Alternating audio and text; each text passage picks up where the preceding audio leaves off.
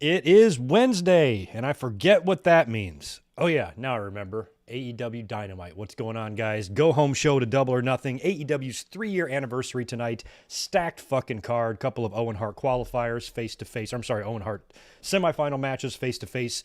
Showdown between CM Punk and Hangman Page.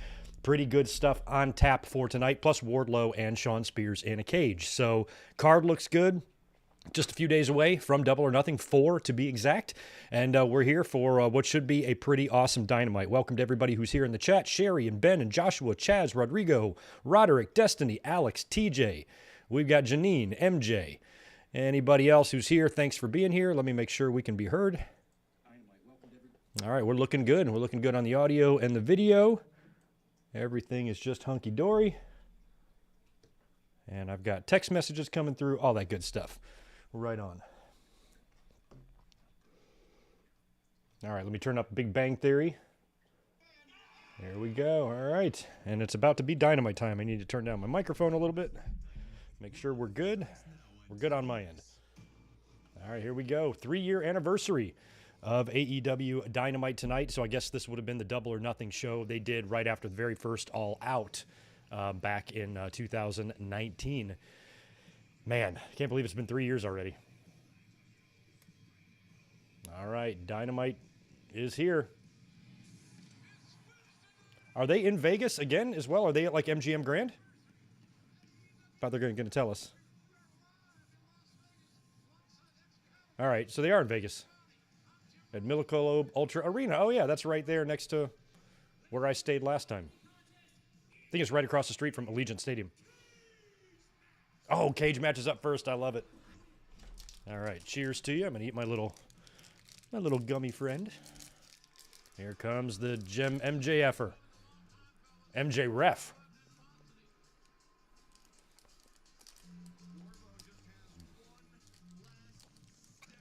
All right, here we go. Look at MJF. I knew he was going to wear something hilarious.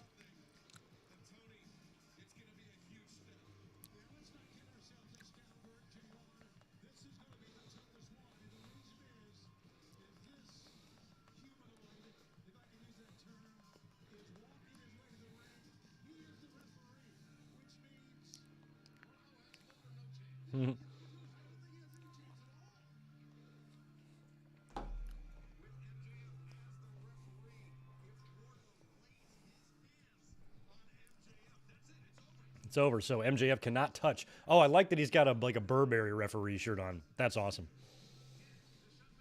MJF and Wardlow. I mean, I can't imagine some sort of swerve here happening where MJF gets out of, avoids having to do this match.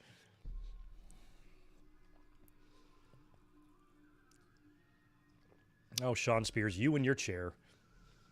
By the way, I'm dropping a Over the Edge 1998 review tomorrow. It'll be up. I'm going to finish getting that wrapped up tonight, upload it to YouTube, and release it probably in the morning. So keep a lookout for that tomorrow.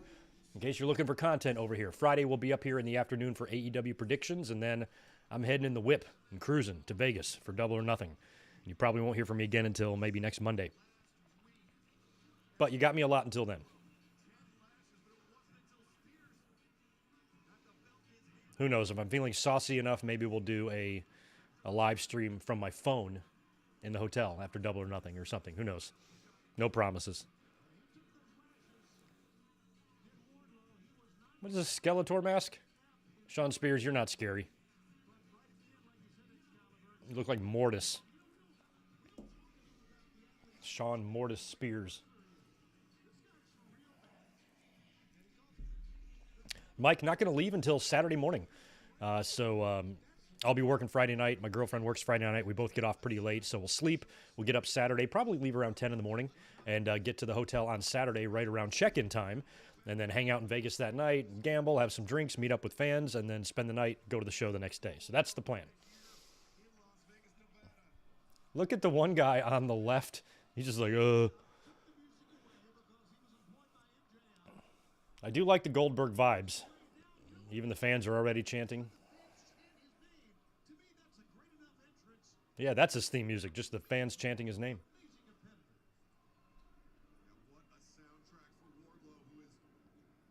I don't like that he's still handcuffed, though. That makes no sense. Like, if he can't attack MJF, then they should be able to take the cuffs off of him.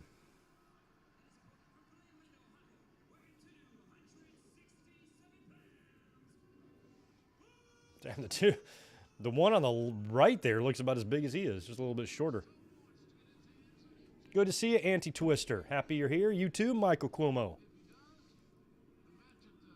Yeah, Michael. Saucy Greg is a fun Greg. Some of y'all have never seen me saucy, but some of you who have know how saucy I can be.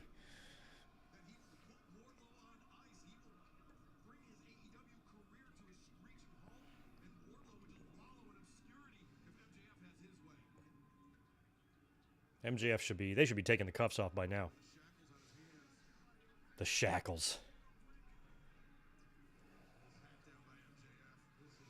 The pat down. I love the pat down. Just got to make sure. Oh, we can't find the keys? Oh, tell me Spears isn't going to get in here and start attacking him. And Wardlow's going to have to win the match with his hands cuffed. Yep, there it is. There's the attack. Oh, ring the bell. This is great because Wardlow's still going to win this. This is going to beat him with no hands. Crowd is awfully quiet for this so far. He's wearing the HBK ref shorts. He kind of is. Oh, and here comes MJF stomping now. Come on. That match that Shawn refed, that Triple H and Rock Iron Man match at Judgment Day, I remember watching that and thinking Shawn was so out of shape. He was like really, really out of shape. He lost his muscle mass. He looked kind of lanky and skinny. He had no definition on his arms. He had a little bit of a belly, but he was still wearing those skimpy ass shorts. He didn't really I think he really kind of got himself out of shape for about a year or two there until he came back in 2002. He wasn't looking too hot.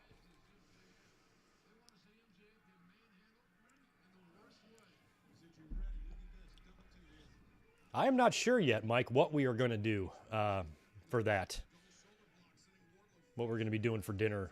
We'll probably just make do. We'll find something nice to do.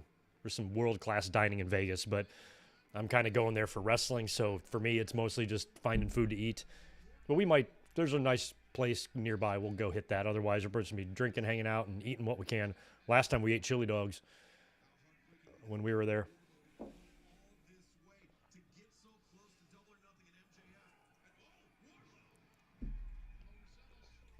There he goes. He's starting to fight back now with one hand. Crowd is not as jacked for this as I was hoping they would be.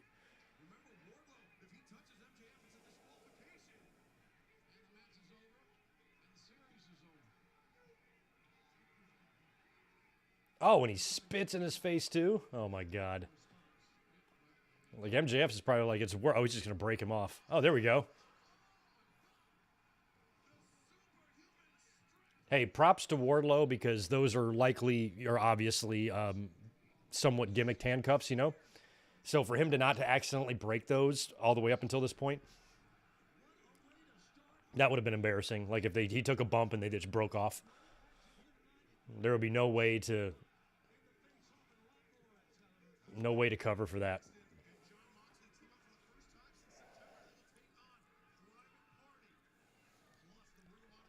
Couple super chats coming in. Spaz, appreciate the $5. Sup, Greg, Cat, and chat. Once more cheap plug for my Sasha Naomi commentary, and look out Friday for the full Double or Nothing preview. Hey, look at there. I'm doing a Double or Nothing preview on Friday as well. Or predictions, anyway. Go check out Spaz's channel. Show him some love over there. Big swanton from Wardlow. He missed most of it. Michael Kumo, appreciate 5 from you as well. Love to see them have ref wear bow ties for one show that includes female refs as well. Yeah, the old bow tie look. Both WWE and WCW were doing it for a while. Separate times, I think.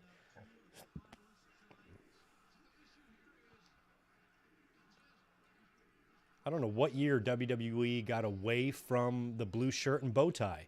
I would think it was 96. Maybe even before 96, to be honest. Yeah, before 96, because I'm looking at my WrestleMania 12 plaque, with Shawn, and Earl is wearing the stripes. So I'd say maybe 95, 94, 95. They were still wearing them in 94 for sure, because that's when Joey Morella died. But switching to the stripes might have been a 95 thing.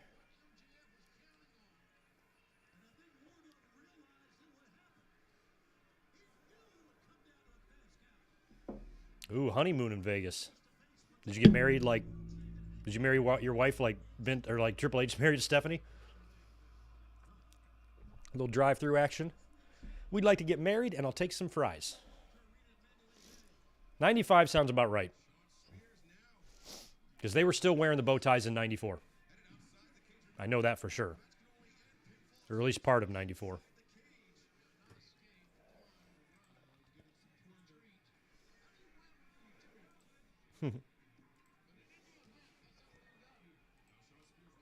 Shawn's got the chair, so this cage match is bullshit.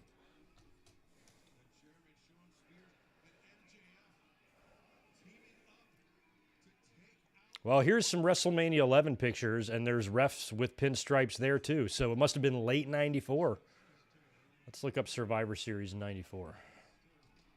Oh. Did Wardlow move, or did Spears turn on MJF right there? Oh, he accidentally hit him. Okay.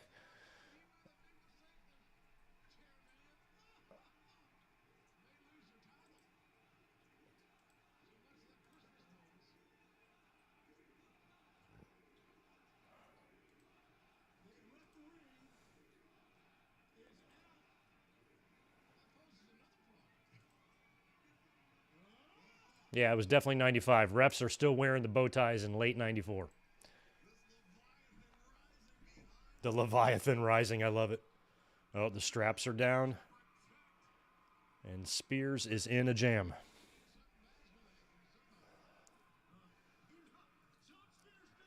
There you go. Now he's got a powerbomb 25 fucking times. Is he going to do what I'm going to talk about tomorrow in the Over the Edge review? Is he going to take MJF's hand and count the 3 count like Austin did with Vince? 3 power bombs, big ones. Yeah, fans are into it now. Who's that, Bryce? Yeah. He just jumps over MJF. Oh, yeah, give him one more on the chair.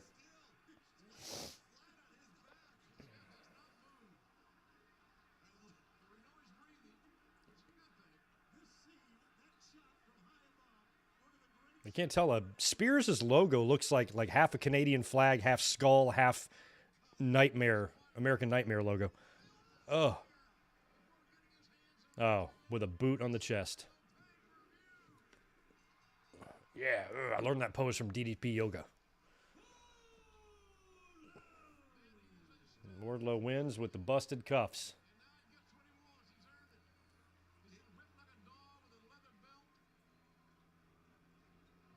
Now, does this stipulation still apply, or now that he's beaten Spears, it doesn't matter? He can actually hurt MJF if he wants to. Here come all the security guards. Look, I like how they're just coming in one at a time, just eating punches like it's a fucking training class. Now your turn. Now your turn. Now your turn. It's the stupidest shit. They just came in one at a time. Oh yeah, I'm going to powerbomb the smallest one.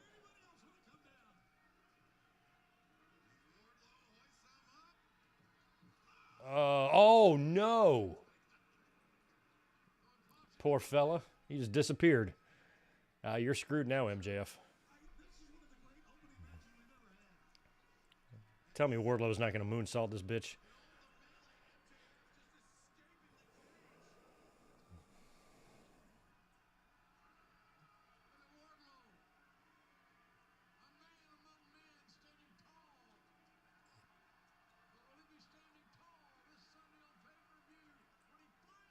All right, match is now official. We've been factoring it into our Double or Nothing talk, but now we finally get this match official. Wardlow and MJF.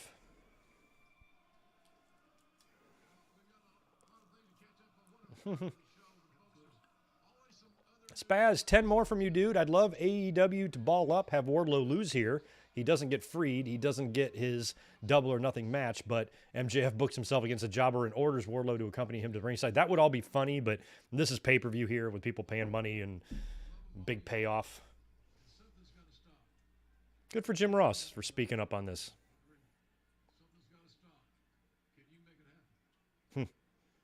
Yeah, it's going to be hard to make it happen as long as those Republican politicians are getting NRA money. Some of the money that they receive from the gun rights people is fucking insane. So as long as that's happening, they're going to continue to tell their gravy-sweating sister fucking hillbilly base that their rights are being taken away when that is 1,000% false.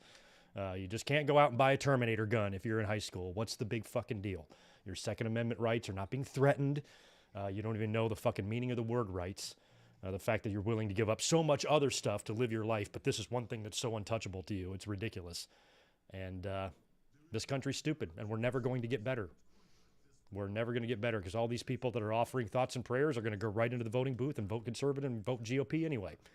You know, even though these people will literally do nothing to curb this, help prevent it, do anything to reduce it. No other countries deal with this except us. We're the only ones. If this is a worldwide problem, then we could talk about more worldwide solutions, but this is just right here. And this is because this country is so fucking stupid that simple, logical, easy, very, very reasonable solutions are so unacceptable to even talk about with those people because they're brainwashed idiots. That's all it is. It's fucking disgusting. But there's going to be another one. 2 months, somebody's going to go up, shoot something else, you know, and that's just, that's the nature of it. It's fucked up that it's getting to the point where this shit is normalized, where seeing school shootings is just kind of a regular thing that will be forgotten about in a week. It's pretty fucked up, and that's exactly what the GOP wants. They want this stuff to be normalized. They want to put the focus on mental health instead of guns, when they got to understand that there's got to be like an in-between there. And it's frustrating. I don't know how people can even sit and watch the news all day. Like, I never watch the news, ever. No matter what opinions you have of the media, whichever fucking channel you watch, it doesn't matter. I don't watch the news at all, just because I can't imagine sitting in front of the TV for that many hours a day watching all this horrible shit without going fucking nuts. So even without me watching the news and stuff, this shit is infuriating. So I can only imagine for people who just have nothing else to do but sit on their couch and watch 24/7 hour coverage of this stuff. Man, no wonder depression's a factor in this country and in the world. But yeah, we're pretty fucking dumb here. And I've always believed that about the good old US of A, is that we're good old dumb, is what we are. I was like, it's 2022, and we have "In God We Trust" on our money and our monuments. Like, how fucked up is that? 2022. The idea of what this country is, how we were founded, what our beliefs are, is so fucked up on that side. It's you'd want to laugh at it if it wasn't so fucking sad. This fake patriot, fake Christian nonsense that you hear. It's pathetic and delusional and stupid. Oh, JAS. Look at them just sports entertaining their way through the backstage area. Look at this bozo. Is the camera fuzzy? There we go. Maybe a little better now. I used to have one of those in like 5th grade. Do you know what happens? You just made the list. I used to have a switchblade comb. They were like super in. I was like 4th or 5th grade. And I remember I somehow got one. And then a kid approached me on the playground. I pulled it out and went, whoosh, and he's like, whoa, whoa, man. And then I just started combing my hair with it. I literally did the same thing that he did. That's awesome.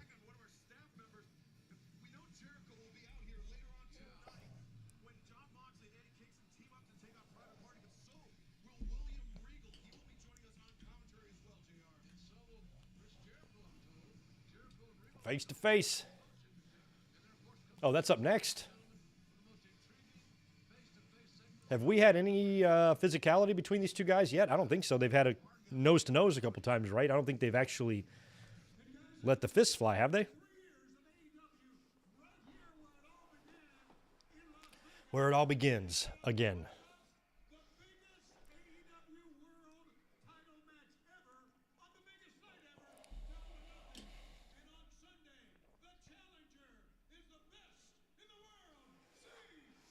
Here comes Punk.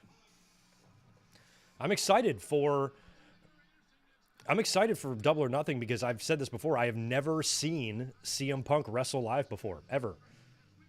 I stopped going to shows around 2005 in WWE and didn't return until 2018. So I missed his entire run in the company. So this will be my first ever CM Punk match ever, and I could see him win the title. That's kind of crazy. Be careful with all this gun shooting. Who needs to be careful? Oh, yeah, I think you mean just be careful, us. All the parents who had to heartbrokenly drop their kids off at school today, it's probably pretty high anxiety for them. My sister is an elementary school teacher. She teaches second grade. And she's young. She's been a teacher for about 10 years. She'll be a teacher for probably about another 30. I have to worry about her safety every single day. It's fucked up. School wasn't fun back in the day either because you had issues with bullying, and school was just a lot harder and stuff, but arguably not because nobody really ever went to school worried that you might get shot. I never thought that. Felt relatively safe there other than asshole bullies fucking with you or something. That might have been a mild threat, but in terms of your life actually being in danger, no.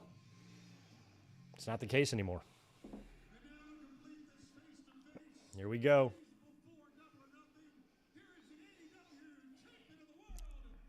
What do y'all think? Does Hangman's run continue, or is this it? I still don't know who I'm going to predict on Friday. This segment might help me decide. I still kind of feel like it's a toss-up. I can see arguments on either side. I'm more leaning towards Hangman retaining because I think that's best for him in the long term. But, man, you can have a lot. Punk has got a lot of built-in shit just waiting for him if he does win the title. You could do another summer of Punk in 2022, and I think that would also be a lot of fun. So it's probably going to be a match where I'm going to walk away happy with whoever wins, but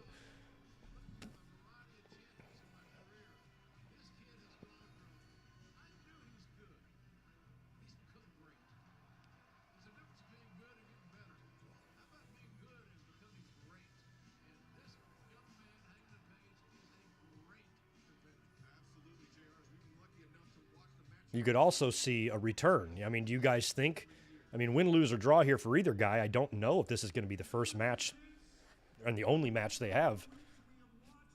Feel like if Page loses, he'll get a return.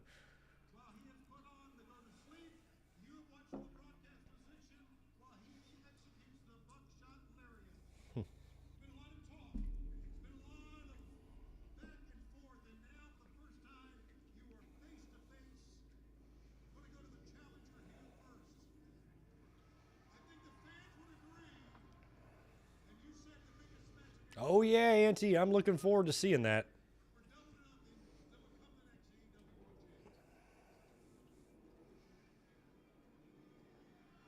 I'm going to get to see the Bucks and the Hardys face. I was in the audience the night that Hardys won their first ever tag team titles. Met their dad a couple of times. Watched Owen Hart pass away live on pay-per-view 23 years ago. I get to watch the Owen Hart finals. Very cool.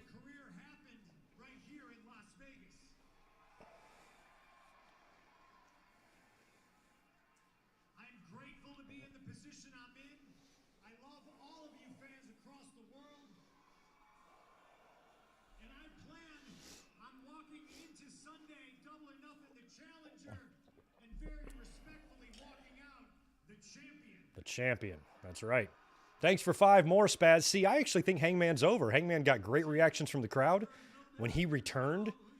Remember a few months ago, back before he won the title, the fucking pop he got? I think for a guy that has never been on the top of the mountain before, he's doing pretty well. That's why I think a victory here could be very, very helpful to his legacy. I've said it before. I think Hangman Page is AEW's Randy Orton. He's not going to be Cena, but he's going to be Orton. And a long, healthy run would really help cement that. It's not like Orton held the belt for very long on his first run, remember?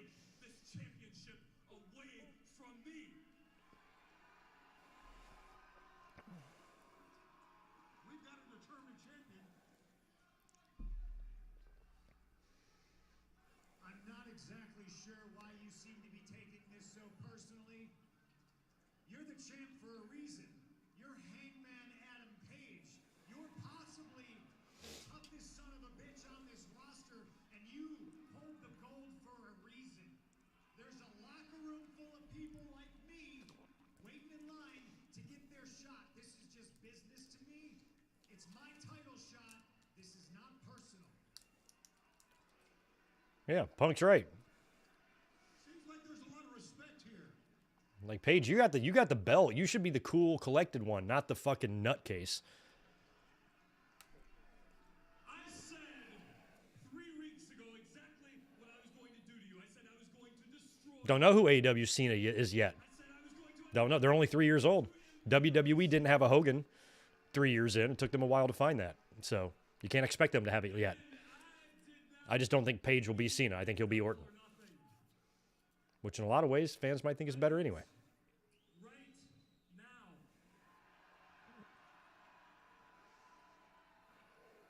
See, I've been waiting for this moment not for weeks but for months. I imagined myself maybe sitting up at the top of that ramp cross-legged. Cross-legged. And I would pull out a lighter and I would light a pipe bomb and roll it right down to your feet and watch it blow up in your face. Oh.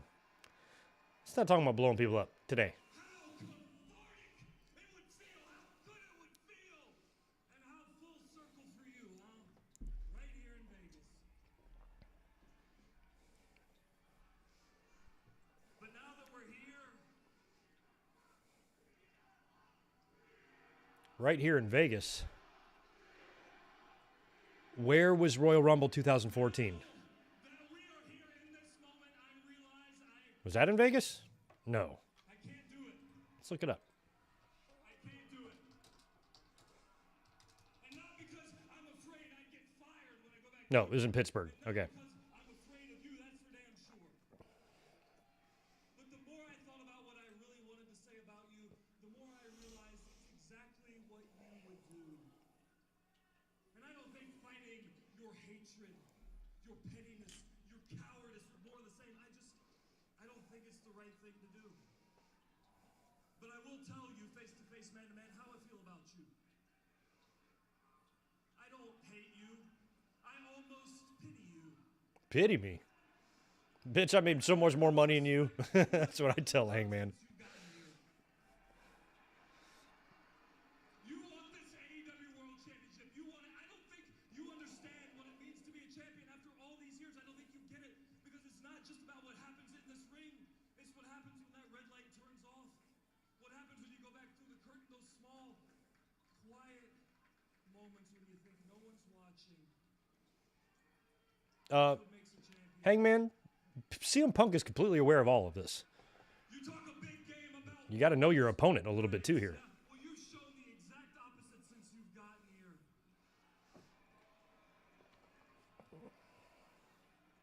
I love this place. I care about this place. This is my home. And this Sunday at Double or Nothing, I will not be defending. Thank you, Ruben. Pipe Bomb was in Vegas. First time in my life, I will be defending all elite wrestling from you. Oh, wow. I was thinking when he said full circle, I'm like, well, maybe Punk's last night in WWE was Vegas. Pipe Bomb was in Vegas. Very cool.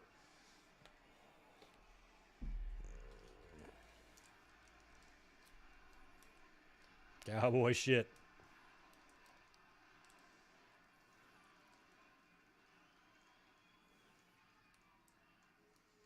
Like I said, man, I don't know why you're so angry. I don't know why you're taking this personally. It makes me a little bit confused. You're kind of talking in circles and it's a big riddle, but if you're so upset that I'm here, you're going to have to do something about it on Sunday. Mm-hmm. Win, lose, or draw. I respect you, Hangman. But remember, those roads you traveled to get here, they were paved by me. Kind of true. House that you built, it was constructed with lumber from trees that I chopped down. Check out the hashtag all in. Or is that Allen or Darby Allen? Get here to create All Elite Wrestling happened because I gave you the blueprint.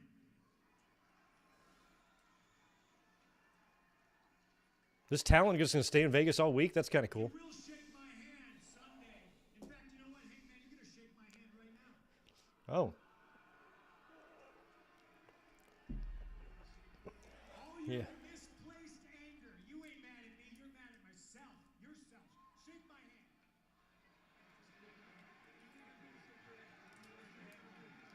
He's going to headbutt him. Watch out.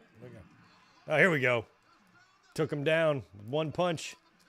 One punch Hangman. I like feuds like that. Like we haven't gotten, I think that's the only punch thrown in this whole thing so far. Could be wrong. But I think that's it.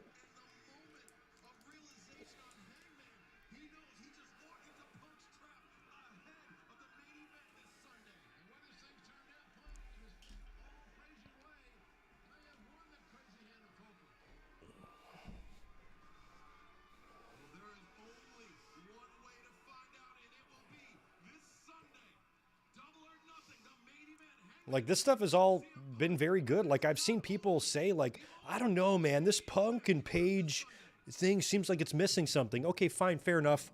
What is it missing? Tell me. What's it missing? What does it need? It's easy to say it's missing something. What is it that it's missing? Nobody has an answer. It's a pretty well-booked program, title program, if you ask me.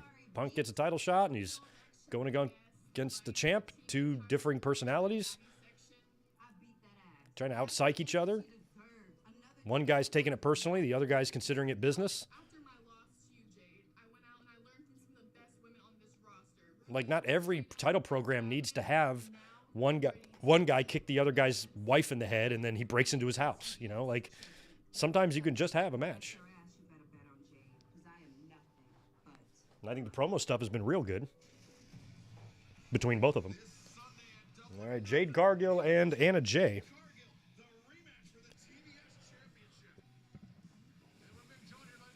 All right, Regal. What's up, Lordship?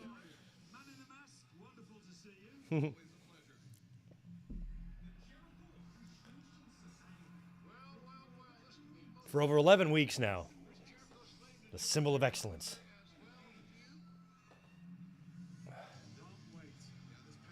That JAS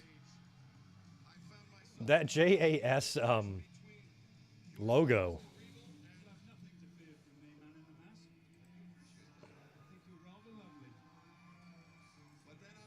Looks like one of my logos.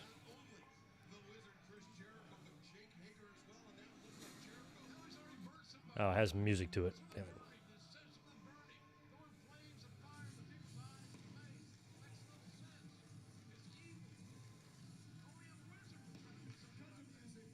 Yeah, Spaz, I don't remember. Thank you for 5 more. I have no recollection of anything about that Monday Night Raw other than CM Punk's pipe bomb. I had no idea what matches were. I knew Cena was laying in the ring. I don't even know who he faced.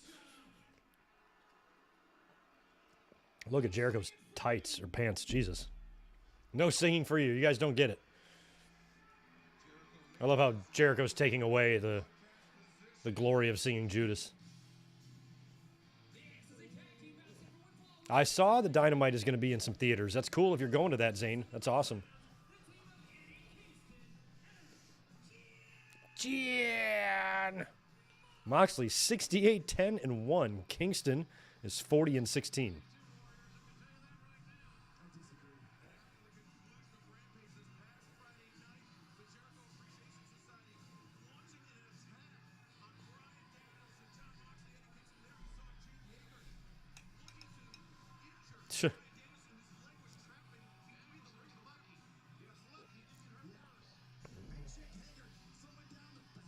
So is the story. Oh, I love Eddie's Funk You shirt. Is the story here that JAS and Kingston's group kind of doesn't get along? Or, I'm sorry, BCC? Because, like, when Danielson had his foot trapped, he, like, kind of shoved Kingston. Is that because they're not, like, totally friends?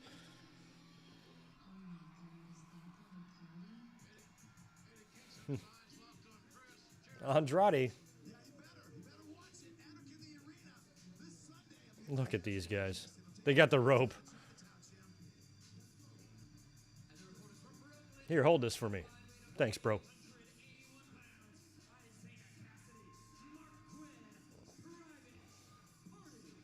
Mark Quinn looks like he got Mike Tyson beard or something. He got some gray or something. I don't know how to describe that. Looks like he's got like a white Some white scruff going on there.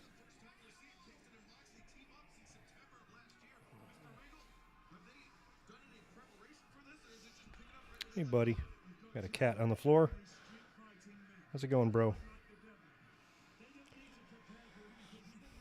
How's it going, bro? Give me my sock back. Thanks.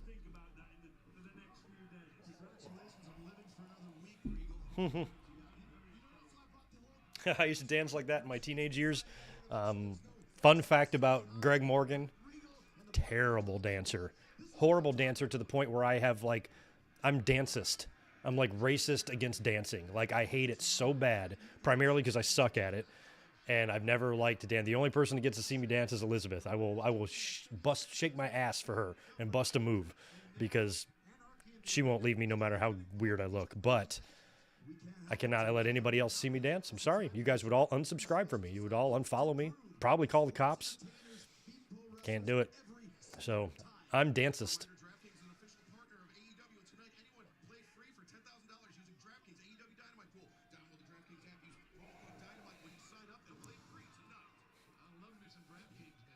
Do I plan to get a dog or a fish for a pet? I got 2 cats at the moment. We did have a bearded dragon that passed away that we will be replacing. I'm not sure if I'll mess with fish or not, and I'll have a dog one day, probably in the future, when I can have a more suitable of a life to give a dog a good life. Time to take it on walks, big yard to roam around in, shit like that.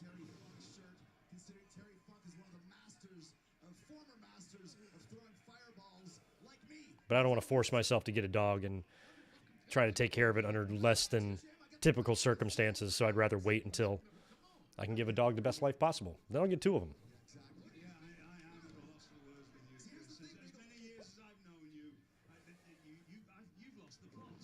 Moxley fell for that move twice.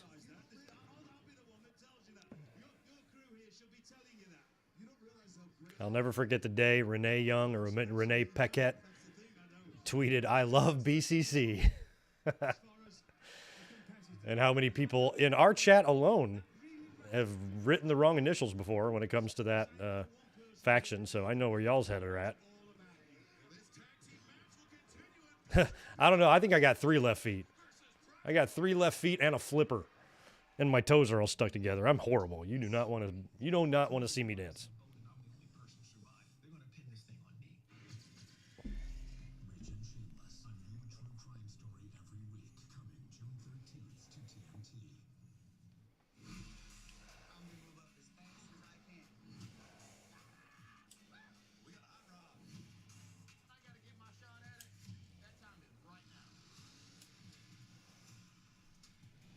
As a dance gender, I'm offended. Yeah, I'm sorry, I'm dancist. I have guilty as charged. Or I'm dance phobic. That's what I definitely am. I'm dance phobic. Totally.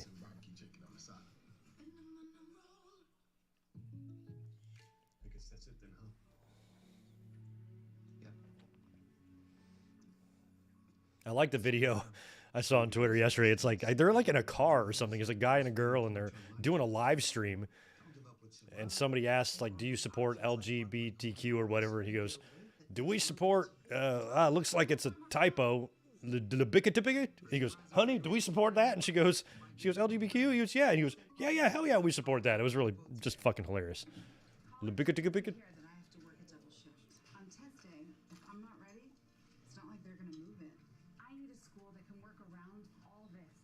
He does look like Mike Tyson, doesn't he, Mark Quinn? Got that Tyson beard. After talking and texting for years, we got married for the family plan. We really expanded our family for the wireless savings. It seemed like the responsible thing to do. And then, just yesterday, my sister told me about Visible. Yeah, get unlimited data for as low as $25 a month. No family needed. Family plan savings without the family. Get Visible. Single line wireless with unlimited data for as low as $25 a month. Wearing footwear without proper support is like challenging Sugar Ray Leonard to battle. Sugar Ray. So you should wear footwear that provides the support we all need. Skechers are That guy looked like I thought it was Sugar Ray was doing a commercial with Donnie Lalonde. Donnie Lalonde was this just tall, lanky, like white boy boxer. And for some reason, I guess it would have been in like 1988, WWE helped co-promote the Sugar Ray Lalonde fight. I don't remember why or what the fuck for, but you saw the Sugar Ray and Lalonde commercials and promotion all over WWE programming. And they co-promoted it for some reason. Sugar Ray was at one of the WrestleManias, maybe 4 or something in the crowd. Or 5.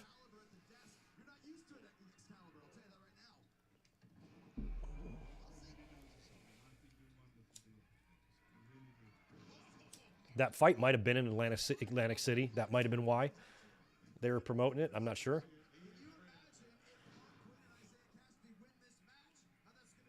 If the Miz can be on Dancing with the Stars. No, Miz can probably cut a rug. I cannot. I am more than willing to. Damn, that was 2 crazy bumps right in a row. I'll admit my my shortcomings.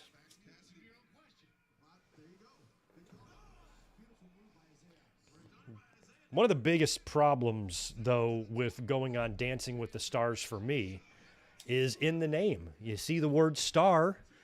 When you look at me, do I look like a guy that would fit on Dancing with the Stars? It's supposed to be stars. I think we can all admit I'm way more popular than any star that has ever been on there. So I think I'd really be taking a step down, you know, if I went on Dancing with the Stars. So that ain't going to work. Not going to be able to go on Hollywood Squares either. Just too popular. Oh, there's an interesting, and Kingston hit the move too. Double submission. Jesus Christ. Well, Moxley's murdering Cassidy.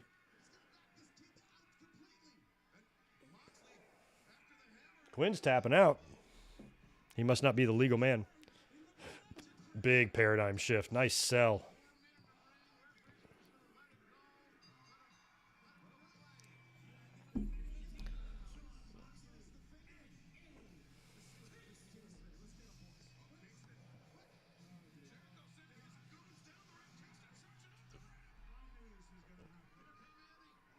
Yeah, Jericho was on Dancing with the Stars. So all these like low-level stars, like way below me, do the show, but I have a little more integrity than that, you know?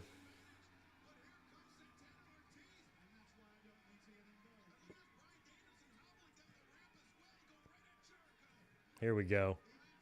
Yo, Bryan Danielson, how's your leg, bro?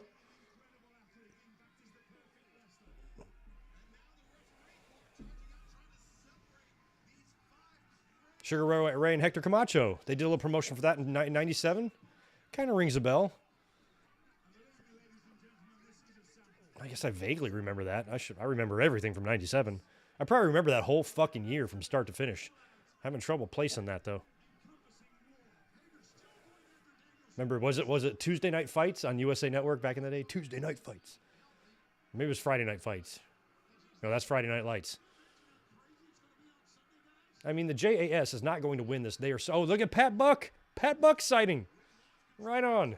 So happy he's there. So happy he bounced out of WWE and literally started working for them the very next week. Put out this long statement about how he's going to be home with his family more, which is true.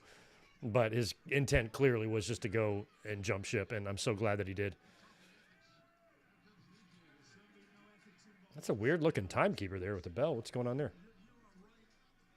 So we got Matt Morgan in the front row there.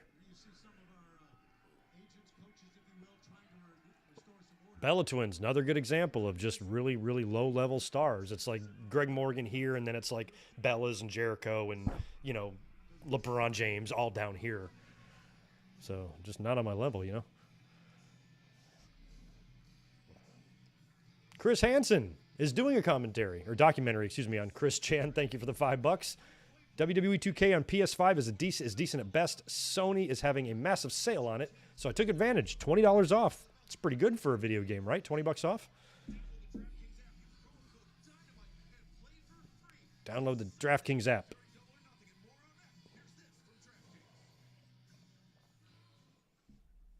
Fucking props to Excalibur for belting all that shit out with a mask on his face. Everyone can Yeah, Chris Hansen, I wish I played more video games to understand if that's a good deal or not, but like, how do you get the games now? Like, for the 2Ks, are they just online? Do you purchase them and then, like, you download the game, or do you get a physical game? And is there both options? And is there a difference between the options? Because I don't know. All I know is this. This is all I know. So anything past this, I don't know what you're talking about. So sometimes I have questions.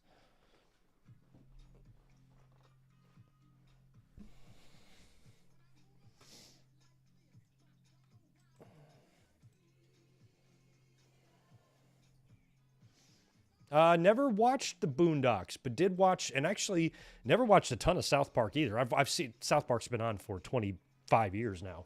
I remember when it first came out in '97, it was a big deal, Mr. Hanky and all that shit, and we watched it like crazy. But I really started not watching it consistently pretty quick after that. Like, I see episodes, but like I'm so lost on how far they've made it. I just know all their episodes usually are a spoof on something going on in the world each year. So going back and watching a lot of past episodes now, I might not even know what they're referencing. I might have forgotten the story or not. I don't get what they're doing. But that show's ridiculously, hilariously written. There are both options for the game. Okay. So I didn't know if it mattered which option you got. I mean, is one more expensive than the other? Is it better to get the physical so you have the physical? Or does it not matter? I'm starting to get that way now with streaming, as you see this massive DVD shelf behind me and stuff, but I'm starting to get more and more just accustomed to just relying on streaming and stuff, but that puts you at the mercy of the internet, and I don't love that. So, Mike, I think we should say, I mean, it's a pay-per-view, and it's one of AEW's bigger pay-per-views. Technically, it was their first ever pay-per-view, right? Because All In was prior to them kind of getting together, so I think we got to see something. I think something like Cesaro coming in or anybody like that would be fantastic. Who was it that mentioned a little while ago? Adam Cole winning the tournament and then getting attacked by Kenny Omega. Maybe. I feel like I kind of, even if it's a heel, I want the Owen Hart finals just to be sacred, just for this 1 year. If you want to do shit in next year's or whatever, I don't care. But I think it would be cool if we actually get the trophy presentation from Martha to the winner. That's why I think a babyface might be better for something like this. But Adam Cole would be perfectly acceptable to me. Oh, here's Owen right here. Speak of the devil. Poor Mark Henry. Months ago, I thought I was out of wrestling for good. Now, That classic shot of Henry crying the night after Owen's death. I will defeat Tony Storm and go on to win the Owen Hart Tournament at Double or Nothing and prove once again Poor Maki Ito. Samoa Joe at Double or Nothing in Sin City. It's going to be an undisputed elite final. Often asked, how do you beat someone like Kyle O'Reilly? A submission aficionado. So we got O'Reilly and Joe. Fancy things. You place them on the anvil, you break them. And after I'm finished with you, it's your time, Adam Cole. And we've got Britt and Tony Storm. Baby. I mean, who wins, Joe O'Reilly or O'Reilly? I almost think both matches would be kind of fun.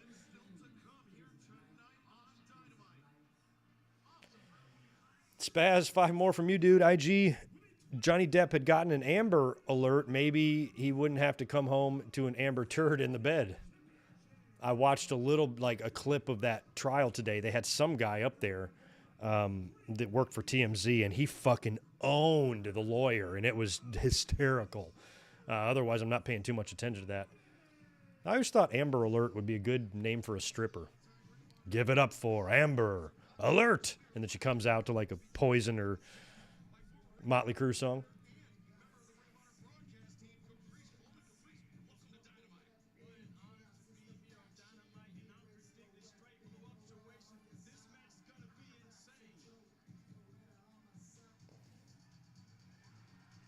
Here comes FTR.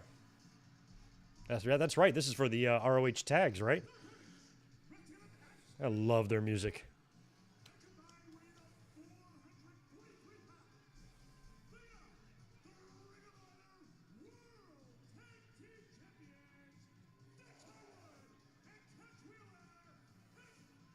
Living legends. I love that.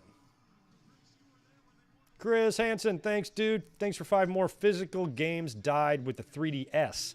Even the Switch doesn't have the full games on the cartridge, just FYI. Yeah, because, I mean, I would think that it would be much easier. Like, it's so complex. You have to load all this shit, right? So I don't even know why you would really need the physical games anymore. But to me, it's just amazing that you can download a game to play and update a game and shit. Like, where before you just had to pop the thing in and push play and grab your remote. Like, the idea of playing Super Mario Brothers 2 with some kid in Virginia while I'm here in California would have blown my 12-year-old mind. And that's just a regular thing now.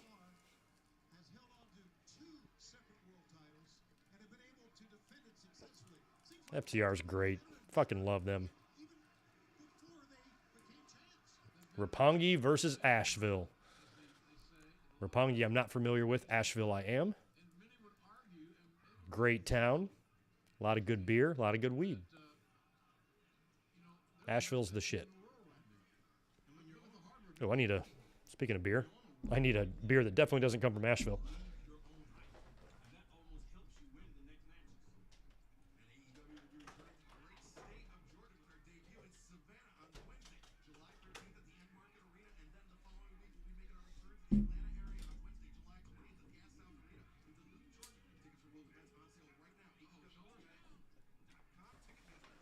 Did he say? I didn't know there was a Duluth, Georgia. I thought there was a Duluth, Minnesota. Georgia.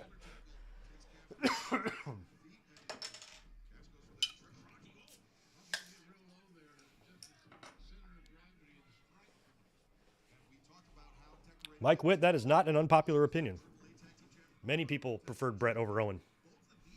Or Owen over Brett, excuse me.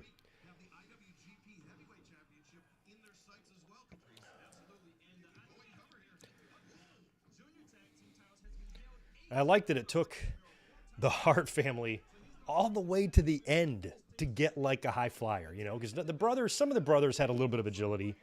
You know, Keith and Bruce couldn't do a whole bunch like Owen could, but they could move around all right. They were much more Brett style than Owens. But Owen, you know, he was more flashy. He was very smooth, and he was more of a high flyer. He wasn't a Shawn Michaels or Rey Mysterio high flyer, but he was a guy that, I don't know, maybe a high flyer in the same regards that like Randy Savage is. You know, just somebody that can go up there and fly around when he wants to. But he can also fight because he's a Hart kid and he knows how to wrestle. Trained in the dungeon. Just happens to be gifted with a little bit more athleticism than the rest of his siblings. So for that reason alone, a lot of people preferred Owen because he was probably better for his era than Brett was. Even though I really like Brett's ring style.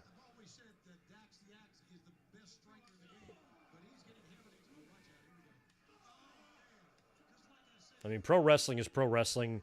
99% of what you see, you would never try in a real fight or a bar fight or anything like that. But I always felt like Brett's stuff felt about as real as you could get for professional wrestling. You know what I mean? And I've always tended to like guys like that. You know, Brock was like that, especially young Brock. I'm like, he just looks like he fucking murders you because he does. You know, Angle, same thing. Benoit, same thing. Oof.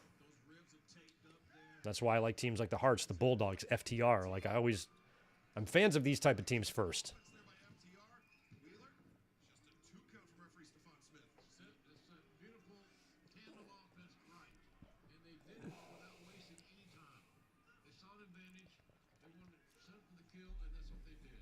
See, that's debatable with Owen. Owen, I think, just was better on the mic because he had way more personality. He could get mad and be really funny when he was angry. But Brett, even though he wasn't a great promo, that's stuff that he improved on and was able to always deliver his message pretty straight, which is something Owen struggled to do. Kicking your leg out of your leg and shit like that. He had all sorts of flub-ups like that. So I think Brett was better at telling his story. After WrestleMania 13, he had that long 20-minute promo where he turned on the fans and stuff. I'm not sure if Owen Hart could have delivered that. because Owen Hart can yell and scream and be annoying and obnoxious very well with the best of them. But I think Brett could deliver dialogue maybe a little bit better than Owen. So I think that's kind of a toss-up or debatable. But Owen was definitely more, I should say maybe he's more entertaining, because him accepting the slammies and just being obnoxious, and him with Bulldog, they were really funny together. So Owen definitely had me laughing way more than Brett on the mic. Spaz dropping in 20 more. Look at Canada representing tonight. Thanks for that, dude. Always been called a bad Canadian because back in the day, I backed Lita and HBK in their feuds with Brett and Trish. Recently at a house show, there was a Team Canada, Trish, KO, Ray in a Brett jacket. That's cool. Oh, Team Canada, Trish, KO, Ray in a Bret Hart jacket, and Dominic in a Leafs jersey. That's pretty cool. Yeah, I can imagine being there and taking the side of HBK over Brett was rough. Lita and Trish, I could sort of understand, because you can almost put country away from that. Brett made Canada such a big part of his, at least his late run there, his heel run in WWE. I think maybe Brett's associated more with Canada than people like Trish or Christian or Edge are, even though they're from there. But yeah, back in HBK, I mean, at least though, where are you, Spaz? You're Toronto, right? So you're way, way, way east of all that going on. So like, even though you're the same country, Calgary's a long way away from you, right? So if Brett was a Toronto boy, maybe you'd even have a little bit more heat, or it could be understandable, but some people just preferred HBK. I was just such a Brett mark. I was not going to be thinking any beyond him. Although it is very hard. Think about this, and this is the situation I found myself in as a fan. Imagine in the WWE and WCW war, you're the WWE flag carrier. That's the company you prefer the best. I still enjoyed some of what WCW did, but in terms of which side I was on, I hated WCW to a large degree back then. So when you're a WWE fangirl and your favorite wrestler works for WWE, and then your favorite company screws that wrestler over and he goes to WCW, the company you hate, but he's your favorite wrestler who got done wrong, I had struggled with where my loyalty was going to land, And full disclosure, I stuck with WWE. I just thought what they were doing was better. I felt horrible what happened to Brett, and I was pissed at Vince and all that. But despite all of that, Raw was still a more enjoyable show to me. Here comes big tag to Dax.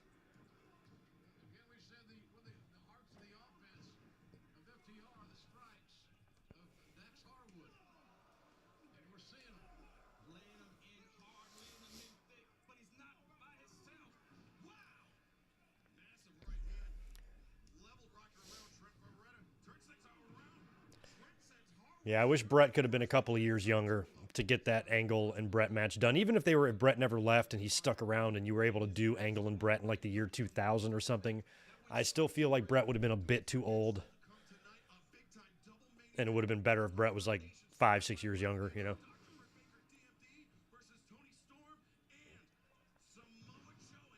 I'm ready for that Baker and Storm match because I want to see if we're going to get some sort of an upset. I feel like it's Britt and Cole is what they're going to go with here.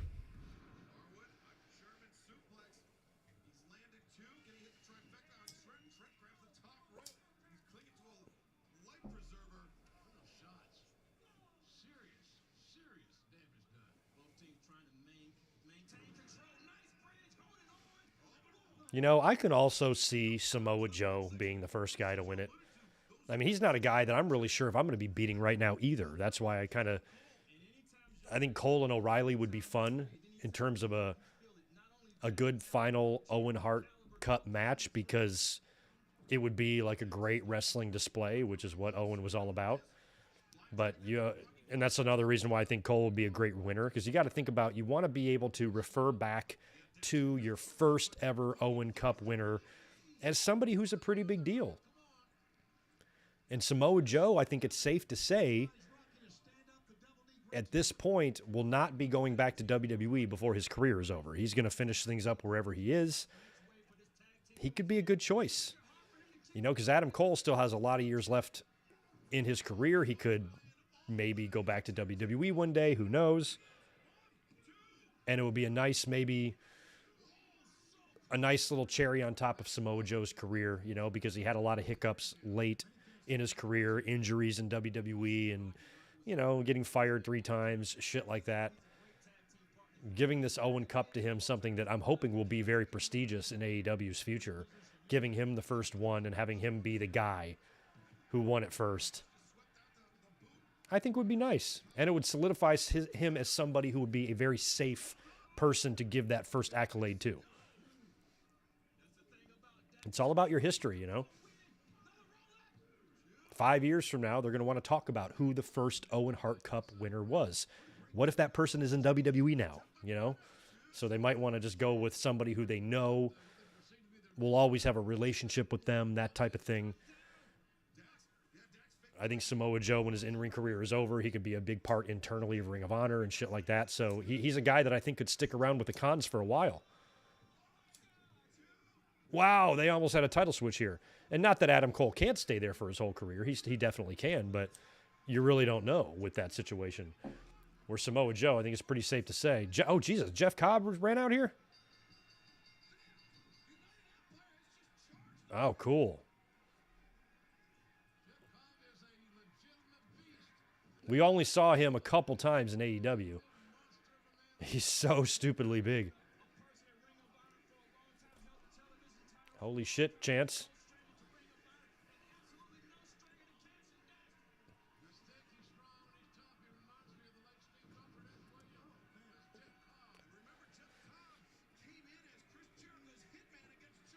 That's right. He was Jericho's head. I was trying to remember. Oh! Khan just fed him right in. That was perfect.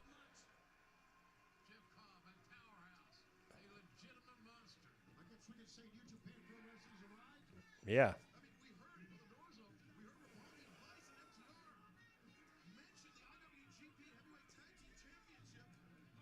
And this is going to be the match, I think, at Forbidden Door. I think they're going to add some titles to FTR. I feel like this is the match they were going to be pushing for anyway.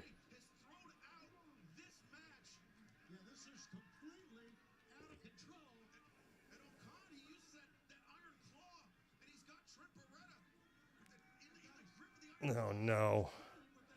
All right, O'Con. These are American tables. Just remember. I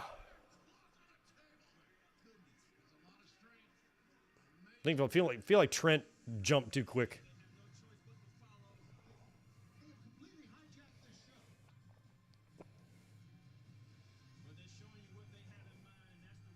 They got the Ring of Honors.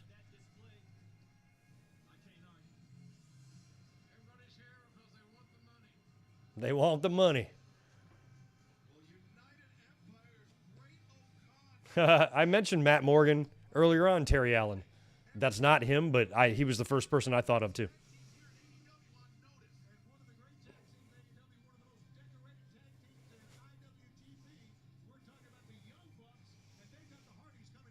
Oh, Bischoff was running his mouth. Why does he hate AEW so much? I don't know, because he's a fucking old, bitter prick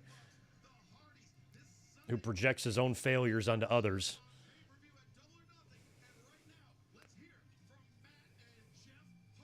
Like every single, literally, not even a joke, every single thing he's accused AEW of doing, he did worse.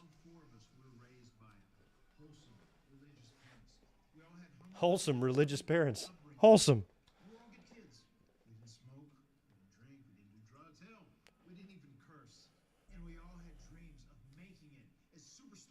We didn't even curse. I had some friends like that. I grew up in North Carolina. And we would play in the woods and do shit, and some of them would not swear. They would say, like, cheese and rice or something like that, fucking stupid. And it was pretty funny. They just didn't. They went to church every Sunday, and they were told, you don't swear now. So they didn't. I did.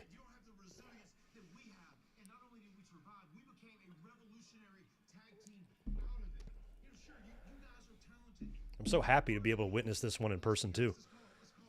As I get older, I intend to appreciate shit like this more.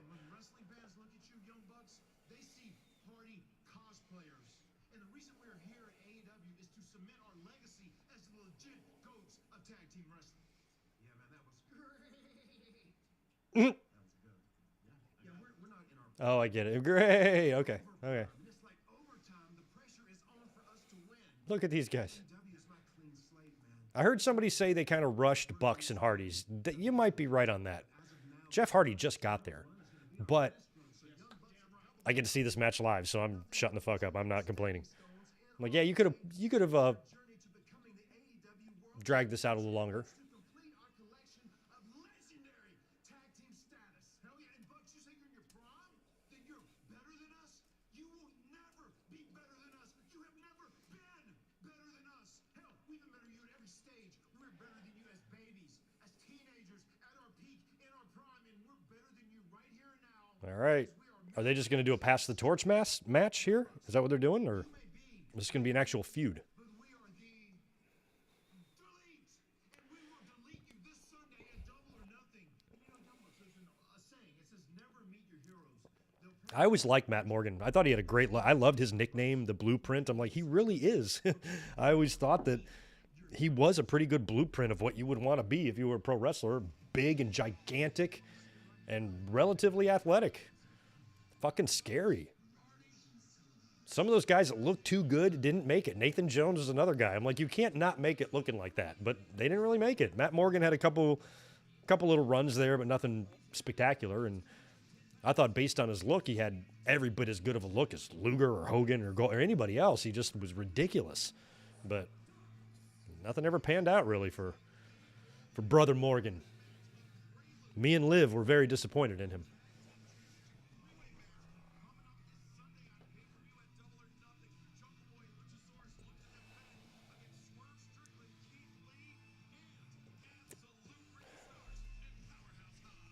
Well, Mike, I don't think you're the only one to realize that somebody who worked a crazy style for 25 plus years and in his mid-40s might lose a step or two.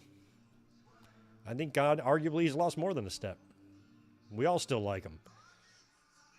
Undertaker, look how many steps he fucking lost. Jesus.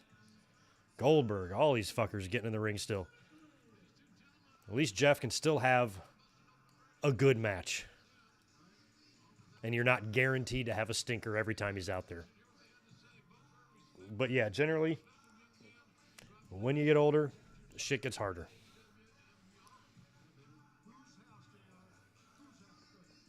Oh, wow. Jeff Jarrett on Broken Skull Sessions. That's interesting. They have heat. Or they used to have heat 25 years ago. I would assume it's been squashed now. But Austin wouldn't work with him. And I can't wait to hear Austin talk about that and to hear Jeff Jarrett be okay with it. Now, I understand, Steve. That's what you had to do. He's going to kiss his ass. How much you want to bet? How much you want to bet Jarrett is not going to be like, you know what? That fucking pissed me off, dude. You shouldn't have done that. He'll be like, nah, you were right, Steve. Jungle Boy looks like he's not wearing anything under that belt. It was, who won the North America? Leon Ruff when he won in NXT and, like, the belt, like, fell down. The Jungle Boy looks naked underneath that belt.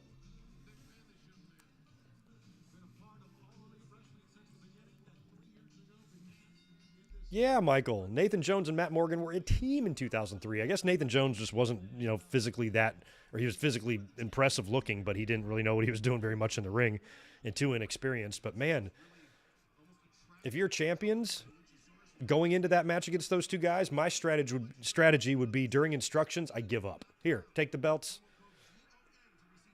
I'd like to walk out of this building with my ability to speak. So you can just be champs now. Should be a fun triple threat, not only here, but on Sunday. All right, Strickland, Starks, and Jungle. Oh, that lucky Aubrey Edwards in there with all those hunks. She's loving it.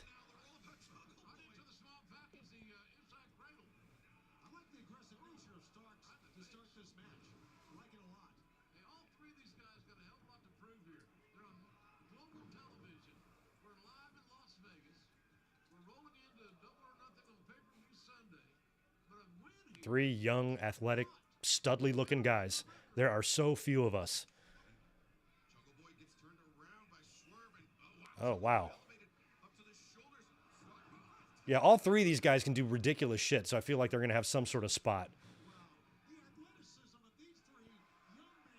I do love that you do have the similar contrast in all three teams. You got big and little on each team. That could be interesting.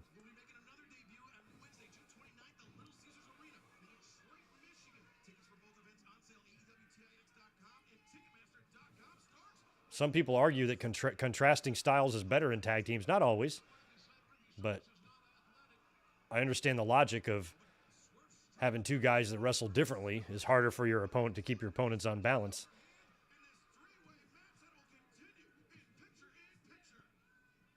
Look at these guys.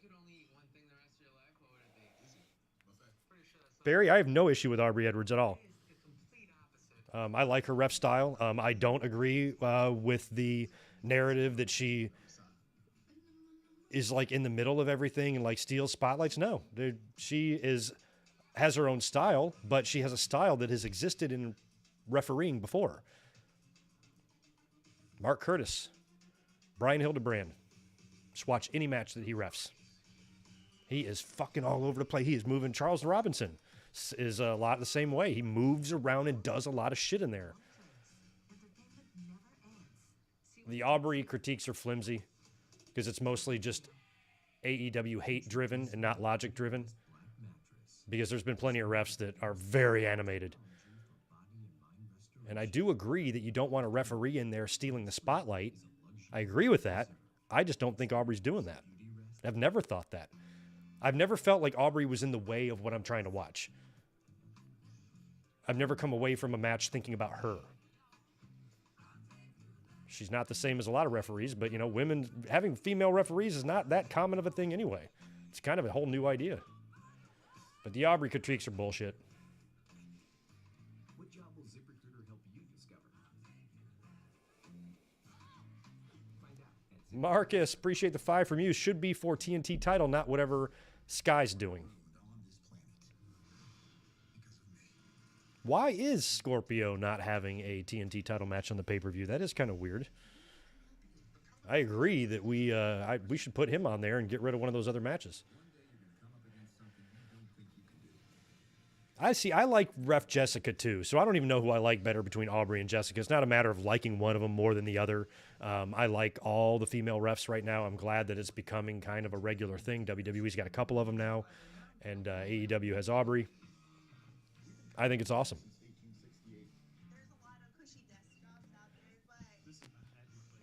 Dangerous Danny Davis. He's one of the people in my life that I think had the most heat with me as a kid or like just a total fucking Mark wrestling fan. I fucking hated Danny Davis. So bad. I also hated like an 86 Paul Orndorff pretty bad. He was on my shit list. Wasn't a big fan of Randy Savage after he crushed Ricky Steamboat's throat. Yeah, when you're young, man, Savage and Brett had some heat with me when I was a kid, but by the time I got to age 10 or 11, I was totally on board with both of them, and Brett hadn't even made it yet. I was already just a big Brett fan. I was a Brett fan thinking that he'd never escape the tag teams.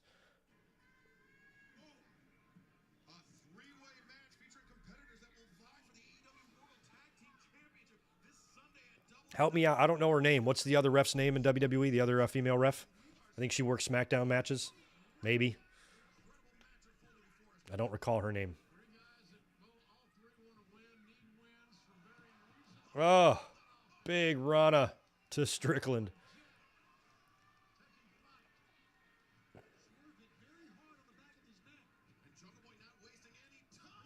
Wow. How would you rank these three in the ring? 1, 2, 3. I think I'd put Jungle number 3. I think I'd go Swerve, Starks, Jungle if I'm ranking them. But I don't know. I ain't like a good ranker or nothing, so y'all might be better.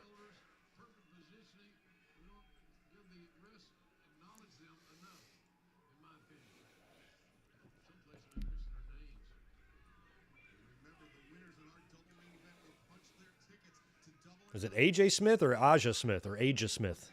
How do you pronounce that?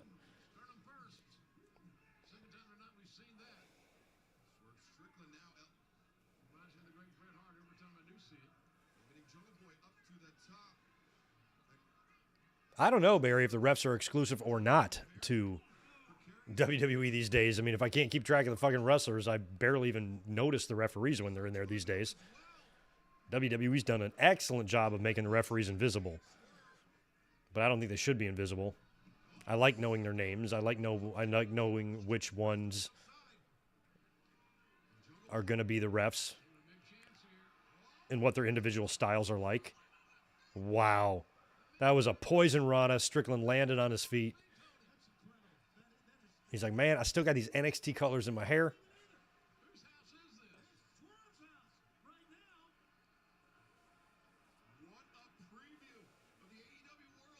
How much money does Jungle Boy spend in shampoo every month? Good God. Oh.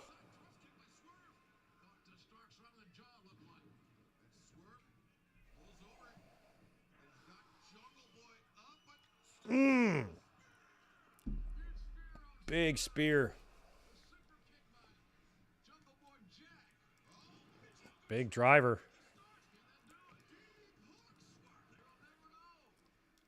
I feel like Jungle Boy's going to win this because I think Lucha Jungle I'm like Jungle Express. What the fuck are they called? I think they need to drop the belt soon. I just feel like they're ripe. Christian finally turning. Feels like Double or Nothing is the setting for that finally, or maybe the Dynamite after.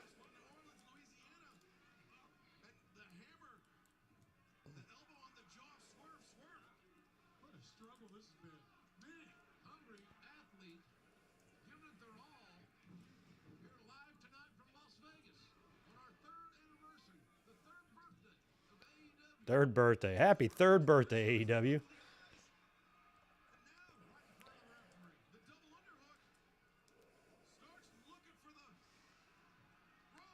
Rochambeau, we got, here comes Jungle in from behind. Snare trap. FDW. Tap, Starkey. Come on, Starkinator. Big time Starkey jam.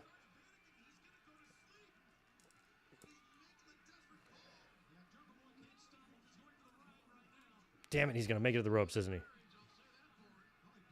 He got there.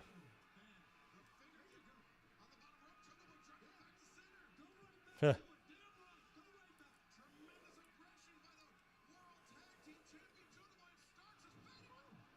Damn.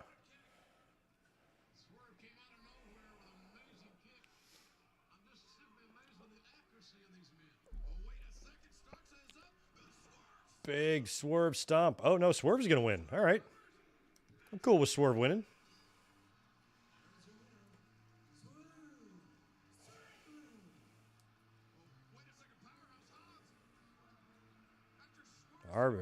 Aubrey got out of dodge. Jeez, Powerhouse is so big. He's getting better, Powerhouse. He just looks so much more physically intense to me, like in the ring, than like his first few matches, where I felt some of his shit was sloppy. He's starting to make a believer out of me now. He just looks great. He's strong as balls. Here comes Lee. Speaking of strong and relatively large, they've got t-shirts together. What is Swerve and Glory? Swerve to the Glory? Swerve in the Glory?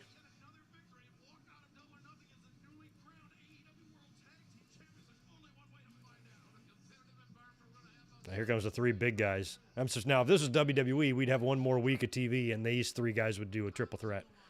Unless they do one on Rampage, which they could.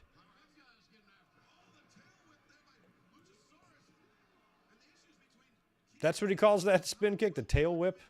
That's good.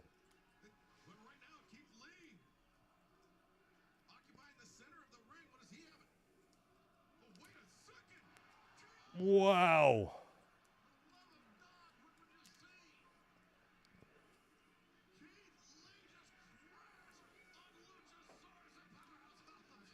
Swerve and Our Glory. Okay.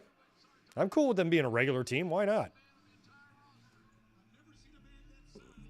Like, if it's not in the cards for you at the moment to be at the top of the card or one of the top programs, then you got to do something meaningful. So have these guys in a team for a while.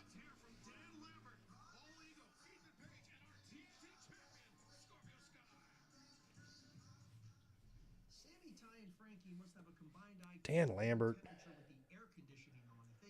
Can I, like, parental block you somehow? Like, instead of hearing your voice and seeing your face, it's just like a picture of Stacy Keibler or something? Like, is there some sort of software I could download? Maybe then they would understand that winning every championship there is in combat sports means I probably have every belt maker in the world. Or maybe I could just watch two donkeys fucking. Anything I think would be better. Before America's favorite couple could even tweet out a picture of themselves in the middle of some disgusting act wearing the old. So Scorpio Sky, Friday night's going to be a special night for you. Dan Lambert, you're so physically unattractive to me. Custom-made TNT championship belt, handcrafted in I'm only going to have one Sunday watch along next month. No, I'll do one on the Slammiversary, maybe. Does everybody watch Slammiversary? I feel like we could do one.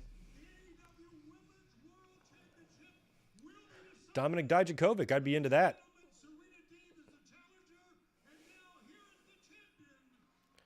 Thunder Rosa. She's going to respond to Serena's bizarre-ass promo last week, although I kind of liked Serena's promo. The Dustin stuff was kind of weird. I liked a couple lines that she said. I liked that she was given the mic time to go out there and say what she said, even though it wasn't perfect. Look at Thunder Rosa in the red hat and shit. It's really like Flash Funk. I want you to see my face. I want everybody to see this face. This is the real me. Milk. Oh, your shit's not on your face. Your paint. Shit. I shouldn't have said shit. For being the AEW Women's Champion. That has never complained. Because that's what champions do. And Serena, mi reina, you are not a champion. I mean, Thunder Rosa has done fuck all as champion so far, but I kind of think she should retain. You complain. You're a little petty. Let's say a little petty about this. You point fingers at people and at companies. I mean, you blame your past and your questionable cosmetic changes. Your questionable cosmetic changes. You look at yourself in the mirror and blame yourself. Serena, this face used to look up to you. Not anymore. And on Sunday, you're not gonna see this face. On Sunday, the war pain comes on. It comes on. Sunday, the worried inside male will take over. On Sunday, la mera mera will teach you a lesson of respect for disrespecting Tony, my mentor Dustin, all of you guys, and especially me, the AEW Women's Champion, Thunder Rosa. That was okay. Very little of what they've done with Rosa so far has been good, including the segments. I'm gonna defeat you and haunt you forever.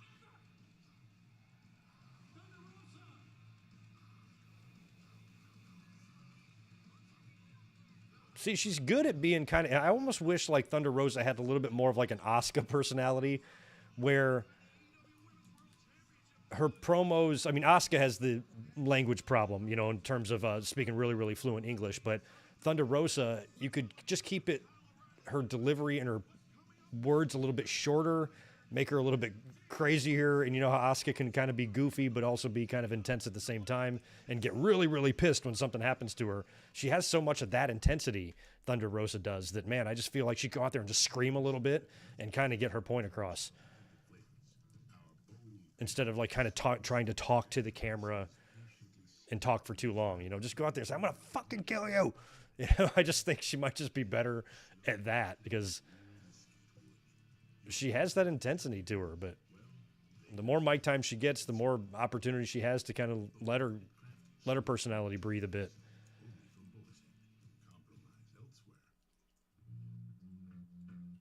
But so far, I think the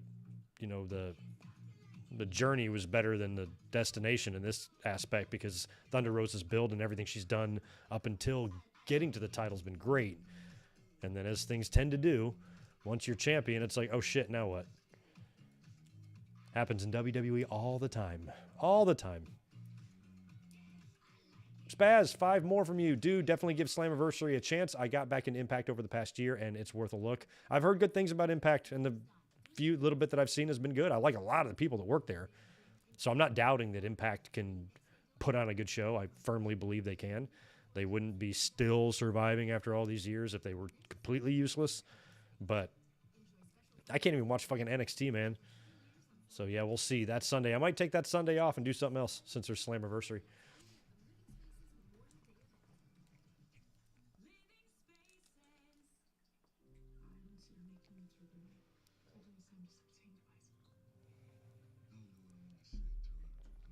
Do I see Thunder Rosa joining WWE? Yeah.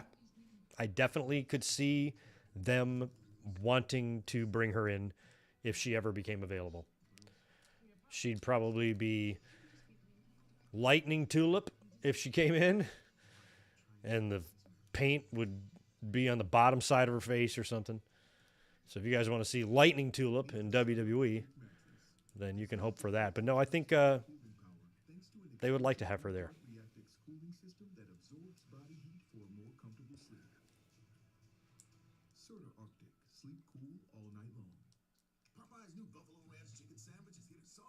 But I think WWE might be helpful a little bit with her and help really developing maybe a personality. And how do I want to see personality? Just some sort of a distinguishable aspect of who she is or something. The WWE does seem to be good at that from time to time. The problem is once they do that and make the fans take notice, everything they'll do storyline-wise with her would be stupid, which doesn't allow anybody to grow with what they had going so well. What show is this? I don't like tunas. Catching tunas. Back on Dynamite 1 week ago, a tremendous matchup in the Owen quarterfinals women's division. Thunder Rosa doesn't need to be over the top. She's fiery, man. She's got a fucking hardcore side to her. I think if she came out there and screamed, I'm gonna fucking kill you, I think it would be great. I don't think it would be what do you mean she doesn't need? What the fuck does that mean? Like, it's not exactly like she's a 25-year vet that's been on cable TV for years and years and years, This is somebody we want to be a major big star of the future, somebody competitive with the Charlottes and stuff like that. So a lot of Thunder Rosa segments hasn't been great on TV. So I'm just trying to help. I'm woman enough to admit that in his TBS tournament when I faced Chris last, I won by the skin of my teeth. But I know on Friday, I'm not stepping into the ring with the same Chris Statlander. So I don't need that, but maybe I'll keep some of that stuff in mind. Ruby and Statlander on Friday. Winner advances to the finals. Could be either one in that, I'd love to see a Statlander Storm final. I think that would be awesome. All right, here we go. Britt and Storm right now.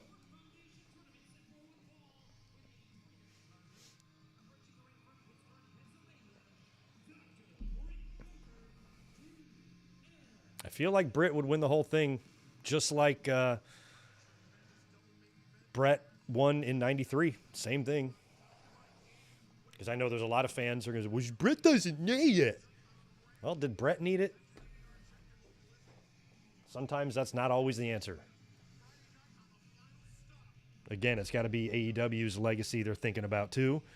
And if I'm Tony Khan, if I'm in charge of AEW, I want to create and build my history. I want to build memorable history, something that I'm proud to look back on. WWE's got all sorts of shit where they got Benoit fucking winning the title at WrestleMania 20 and stuff. So, I want to have all of my early inaugural moments to, to be permanent. And you got to think about who the right winner for that is. If you put it on Baker and Cole, and then in 3 years they're both in WWE, we're like, well, fuck. Now we can't talk about that first year. I mean, we can, but we're not going to want to draw a lot of attention to it. I think that way in terms of running a wrestling company. Maybe Tony Khan doesn't give a shit, but if I'm booking, that's on my mind. That's why I think Samoa Joe would be a great choice, because I don't think there's any danger of him going back to WWE or doing anything else. He's a well-respected veteran. He doesn't have much time left in the ring as it is. And he's a current babyface right now, a guy with a shit ton of respect for wrestling and stuff, and I know would do Owen's name well, Could go on to have a major role in Ring of Honor as a working behind the scenes and stuff. I think he'd be an excellent choice.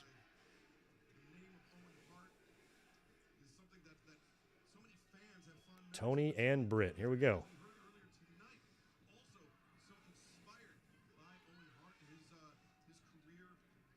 Pretty sure Tony had this gear in WWE. Didn't she? Didn't she wear the all red?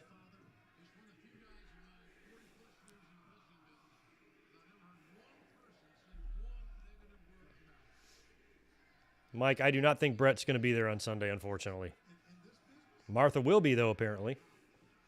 I never thought I would ever find myself in the same arena as Martha Hart.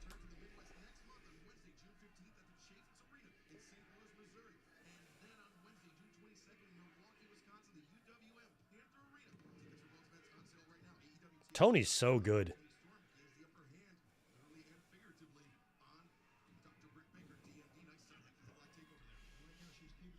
I think Joe versus Punk is an excellent possibility, Mike. Imagine if Punk wins the title and Joe wins the tournament. There you go.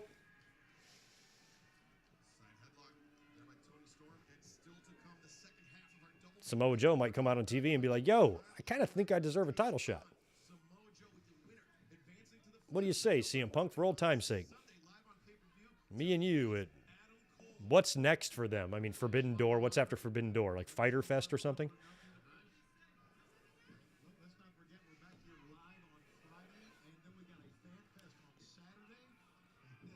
TJ, I'm going to pretend you didn't say that. I didn't read that. That didn't happen.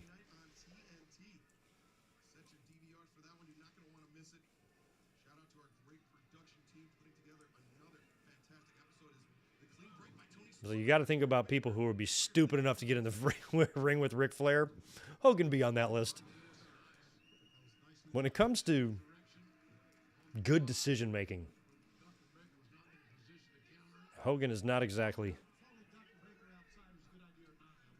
Good Lord.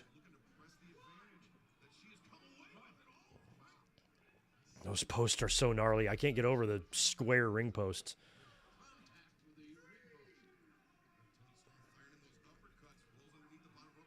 Yeah, Harry Smith could. I don't know why Harry Smith why would he even show up in the finals? I mean, there's a ton of Hart family members.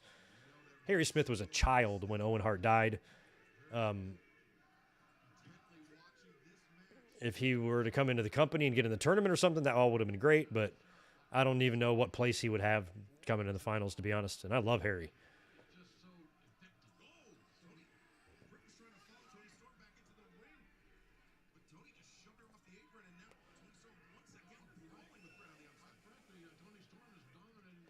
What does that sign say? Make what legal? I didn't read. I missed it.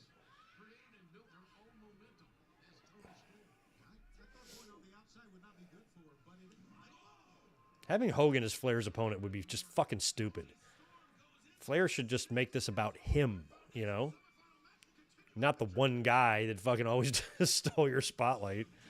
When he came into WWE, you know, they never got the big match. Flair never got to beat Hogan for the title or anything. And then in WCW, Hogan came right in, took Flair's belt away from him, and became the face of the company, and Flair got shoved down.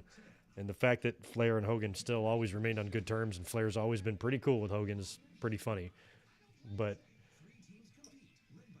I don't want... If I'm Flair, I wouldn't want my last match to be against the one guy that I always had to play second fiddle to, you know? No big cons, chicken salad sandwich, quite breakfast, but nope. Having Hogan as Flair's opponent would be just so especially when I knew in my heart how much better than him that I was.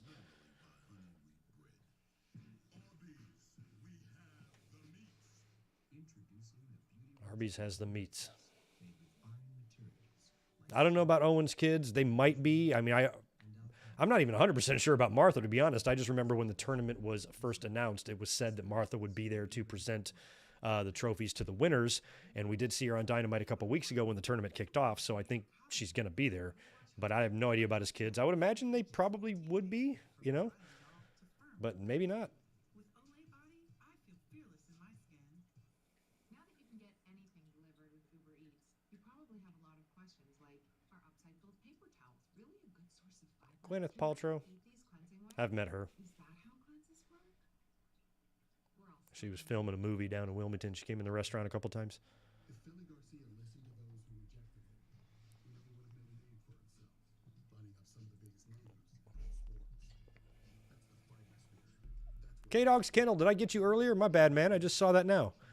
Hey, Greg, how are you? At work. Just want to wish you safe travels to Vegas and enjoy Double or Nothing, my friend. Good to see you here, dude. Thanks for being here. Glad you were able to pop in while you're at work.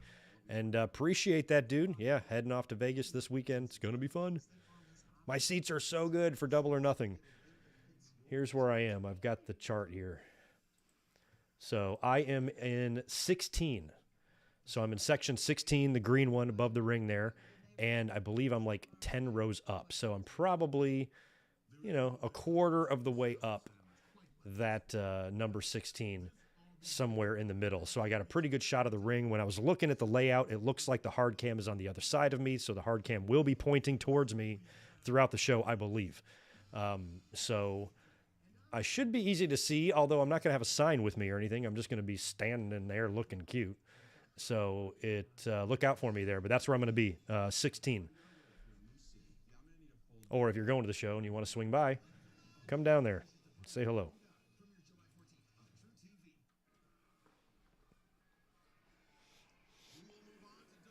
As far as I know, Martha and Ross are cool with each other. But I can see why she would have ill feelings towards JR. Not sure.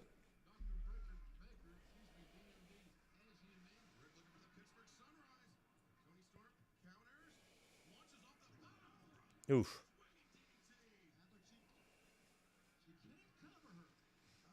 See, I don't know if I'd want to go to the Owen grave or not. I'd go to the house. I definitely want to see the house. I'm not sure if I'm really a graveyard person. Oof.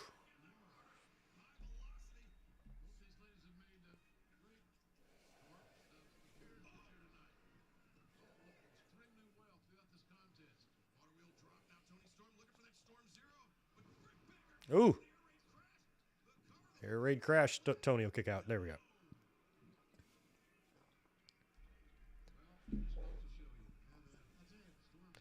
All right, we got both these women down here. One of them might be bleeding. Referee's putting the gloves on. Here comes Jamie Hayter. Always hating. Joshua, good to see you, man. Appreciate the $5. What is more useful, Ryback's Twitter account or a lifeguard for the Olympics? A life, well, you mean for like swimming? A lifeguard? Oh. Is that out? Is she out? Nope. Tony's busted open in her nose. Ugh, poor girl. Ugh. Makes my eyes water just thinking about that. I think anything, Joshua, would be better and more useful than Ryback's Twitter account. A festering, pus-oozing wart on my taint would be way more useful. I could find things to do with it more than I could with Ryback or his Twitter account.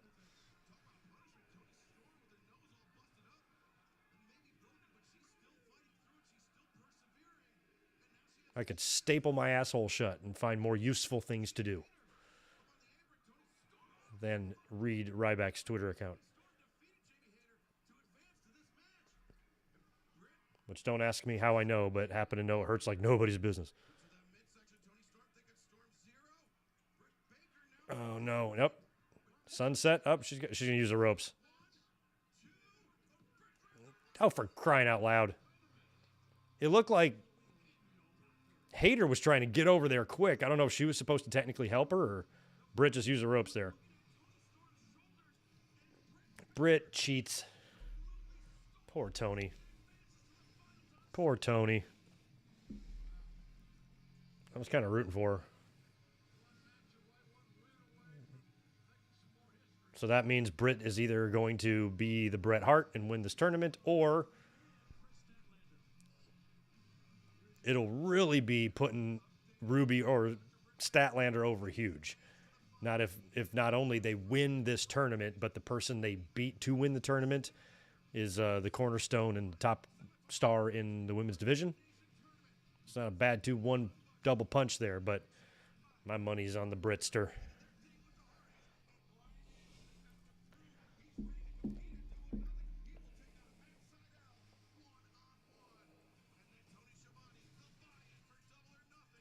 The buy-in. Hook and Danhausen. Sterling and Tony Nese. That'll be good. I love the moving graphics.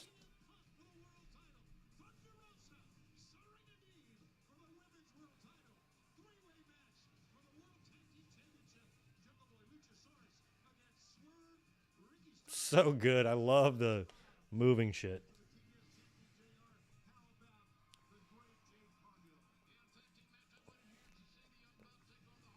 See, AEW's production is every bit as good as WWE's. This is all you need. Like, motion graphics and shit are very cool, but WWE takes it to another level. Like, they've got some futuristic fucking spaceship that they're broadcasting the show from.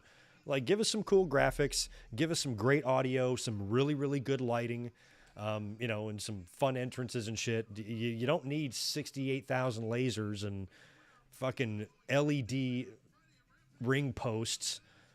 I swear they're going to have LED screens surgically implanted in the asses of their talent at some point. We're just going to digitally show their logo or their name on the back of it. Like, just keep it simple, man. I'll take a few sparkles. I got nothing wrong with that. But, like, they're so over the top to where it almost just negates the whole point of having top-notch production. If you go so over the top with it, it becomes annoying. You want it to be like impressive looking and polished looking, not obnoxious. And WWE's these days comes off obnoxious. You got massive fucking 3D 4K renders. Whoa, as my beer almost tips over. You know, they're showing on the screen and stuff. It's ridiculous. Now, I love my favorite thing about the Raw set now is that the Titantron that was once, you know, lifted and hoisted in the air by this steel trussel and went all the way around is now just one big LED screen with a smaller LED screen on it that shows the smaller LED screen, I should say. Yeah, LED barricades they have now. It's just such a machine. It's just this never-ending nonsense machine. I'm like, in AEW, they generally have the same set every week, but not all the time. Sometimes the ramp is a little bit different. They do tend to use the arena to their advantage and set up the TV to look as unique to the arena as possible. You know, some weeks are better than others. Even if you've noticed, on Dynamite, we've had different levels of lighting. A couple of weeks ago, people were putting over how great the lighting looked because the entire arena lit up because it was small. It was pretty much sold out because it was only like 10,000 seats, and it just looked really good lit up. And then other weeks, it's a more darker arena. It just kind of depends on where they are, what the situation is, how many tickets they sell, you know, but I do kind of like that the vibe is subtly different from show to show.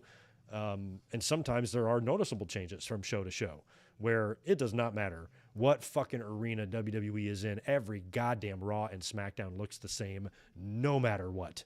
And that's part of the problem. They've managed to take top-notch production and make it stale, you know, and make it cookie-cutter looking. Doesn't feel unique, doesn't feel special. You don't feel special for tuning in because you know you're watching the same shit you've watched the week before and you're going to watch the next week. You know, so AEW does a better job at that than WWE. Maybe as the years go by, that's something AEW is going to get less efficient at. And maybe their shows, if they start adding TV and other shows, Rampage becomes 2 hours, then they add another one. You might find yourself in a position where you start phoning shit in too. But so far, they're not there yet. And they're putting all the effort possible into their show.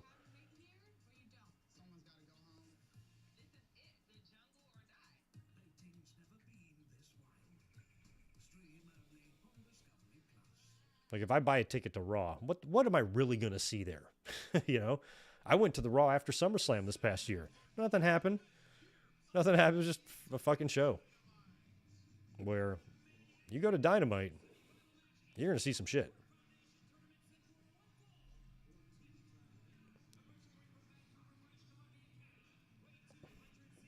Seven and 2 for O'Reilly. I really like O'Reilly. I mean, I'm so torn who I want to win this match. I think an O'Reilly-Cole match will be super fun and an excellent way to honor Owen's name with just a fantastic wrestling match like that. But I don't know. Samoa Joe going on to win the whole thing is attractive to me. So I'd be down with that.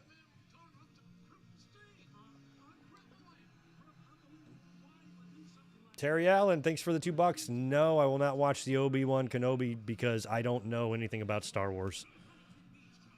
I think I've seen all the movies. I saw Star Wars in the theater. That's how old I am with my dad. I was just a fucking tiny, tiny kid. But I watched Return of the Jedi and shit when it was on HBO or whatnot, but I was never a big fan and didn't follow it as closely and have no idea Star Wars, about the Star Wars story other than the very basic stuff.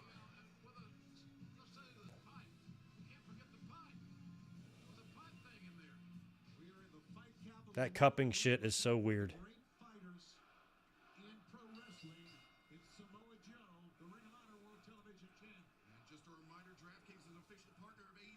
I'm surprised Foley hasn't made an AEW appearance yet, too. I actually am. And what can he really do? But he's so physically limited these days. But they should definitely bring him in to do some sort of promotion.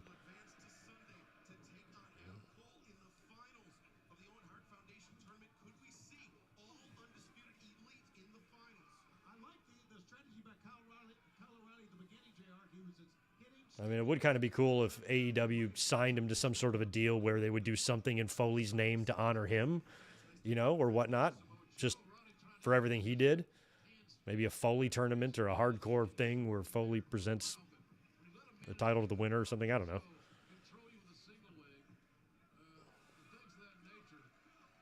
Because WWE, man, they sometimes just were assholes to him.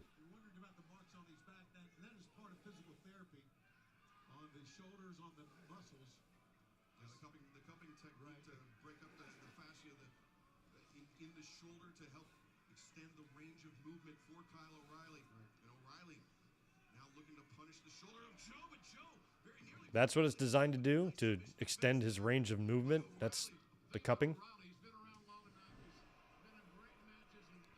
I don't think Samoa Joe's song is the exact same, no. Similar.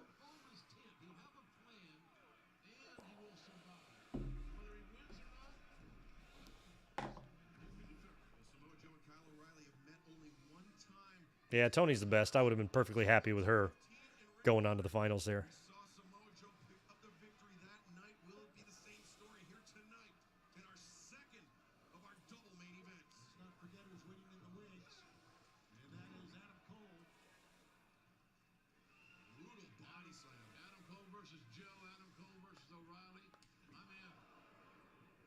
I'd be cool with X-Pac coming into AEW to do like a match for fun or something.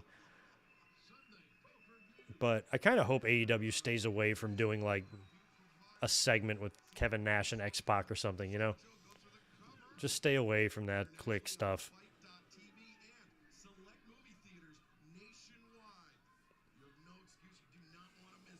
Unless they wanted to come in and do something to honor Scott Hall, then fine.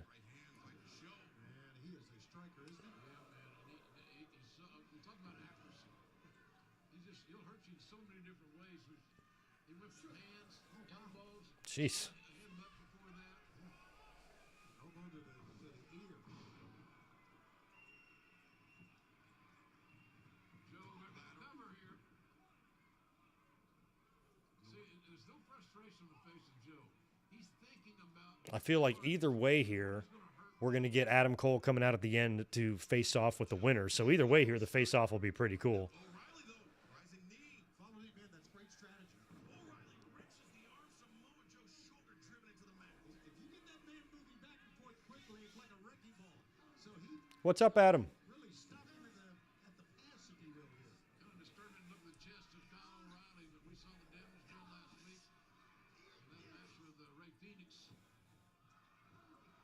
Kyle O'Reilly continues Still going to town on Joe there. position and hammer Samoa Joe. O'Reilly, going for ribs, which is going to affect the breathing and the stamina of Samoa Joe. And he's going after that shoulder that Jay Lethal, Satnam Singh, and Sanjay Dutt targeted with that lead pipe. I think this match is not physical. Just take a beat. LED steps. I can see that. They've had the LED ramp. Stop on the road to Double or Nothing is this Friday night. I'm surprised they haven't already done the LED steps. Ultra Arena at Mandalay Bay. Tickets on sale at EWTNX.com and AXS.com. And later this summer, AEW Fucking Rochester, New York on Wednesday, July 6th. Excalibur fucking micro machines man over here. And Ticketmaster.com. He is ridiculous. Looking forward to going back to Rochester. So well received there. Our first time. Great city. Yes, dinosaur. Dragon screw in the ropes. Samoa Joe now not only having his shoulder worked over, but his knee as well, and holding himself upright with the ropes. I'm not sure he knows. O'Reilly Oof. at the top. O'Reilly is tough, man. Yeah, and resourceful. Going for the cover. Here we go. O'Reilly, the cross arm breaker. Samoa Joe, look at that. He's holding on to his own wrist. And our main event will continue in picture. Don't go anywhere. Who will advance to Double or Nothing this Sunday?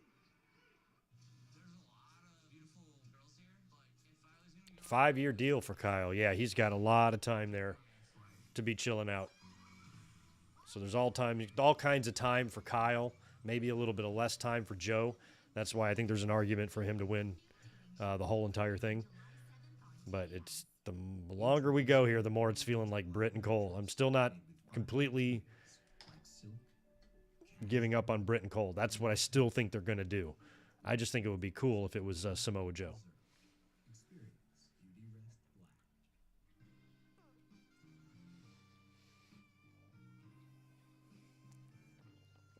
I mean, maybe they were trying to do a rival to Seth and Becky or something. I don't know with those two.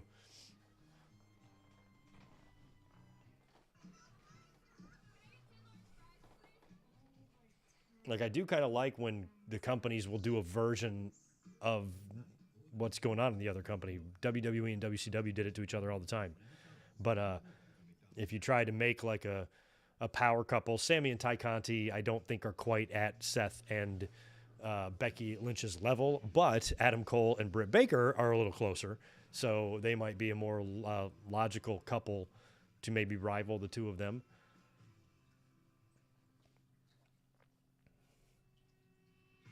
Both becoming inaugural winners of the Owen Cup. Especially if they go on to get married and have a family and have a bunch of kids. That would be awesome.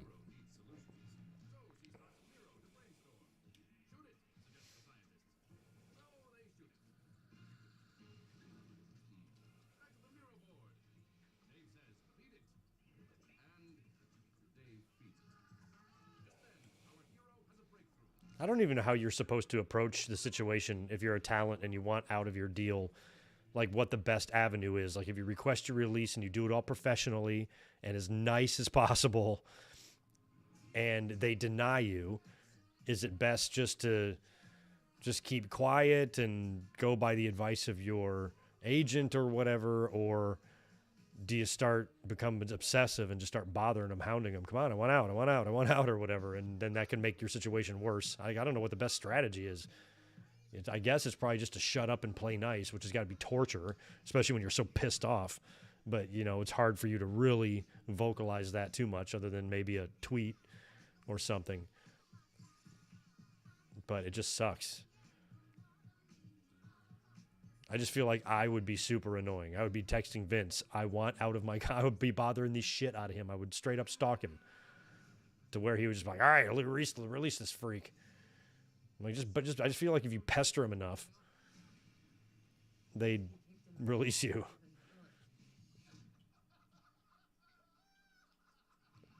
Good for him. I'm glad he refused a name change.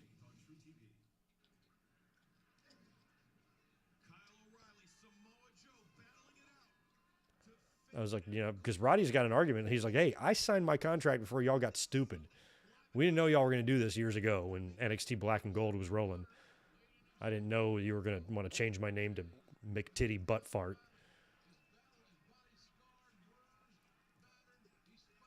Nice. Joe took him right out.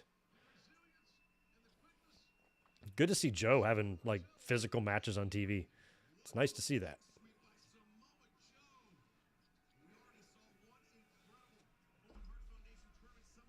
I hope the crowd chants Sasha's and Naomi's name all the time. That would be great. They can be the new CM Punk. Except Sasha and Naomi doesn't have that nice of a ring to it when you're chanting.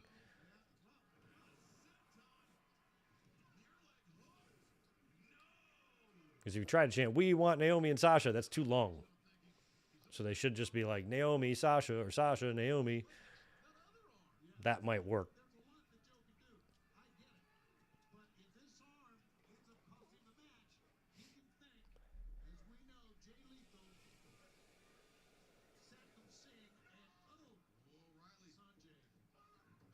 Oh, O'Reilly just decapitated. I mean, we could get some friends out here to help Kyle, to help him win this match. I definitely think that's possible, but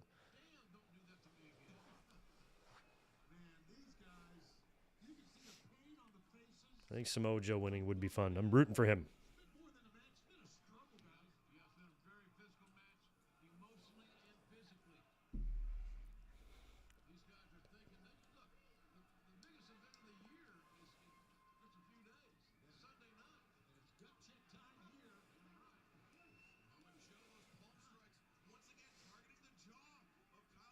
Yeah, I'm putting Joe over. I hope he wins this match. Oh, no.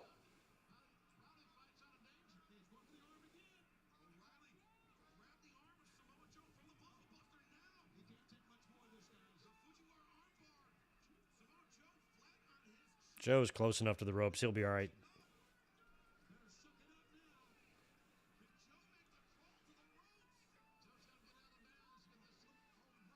O'Reilly's got it on hard. No, he's got it. He's made it. Too bad, Kyle. Oh, man, Spaz.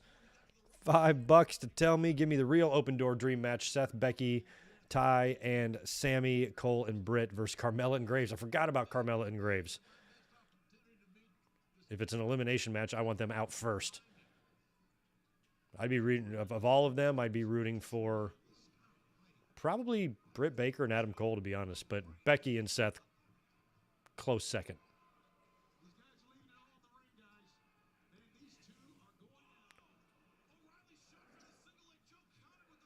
Oh.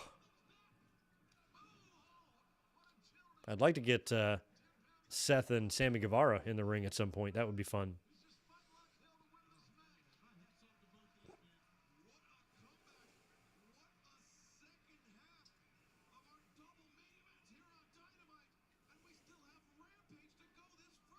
That's right. Rampage on Friday.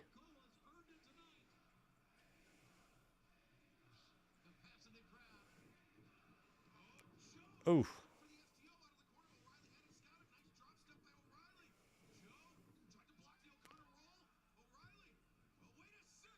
Yep, Joe with the choke.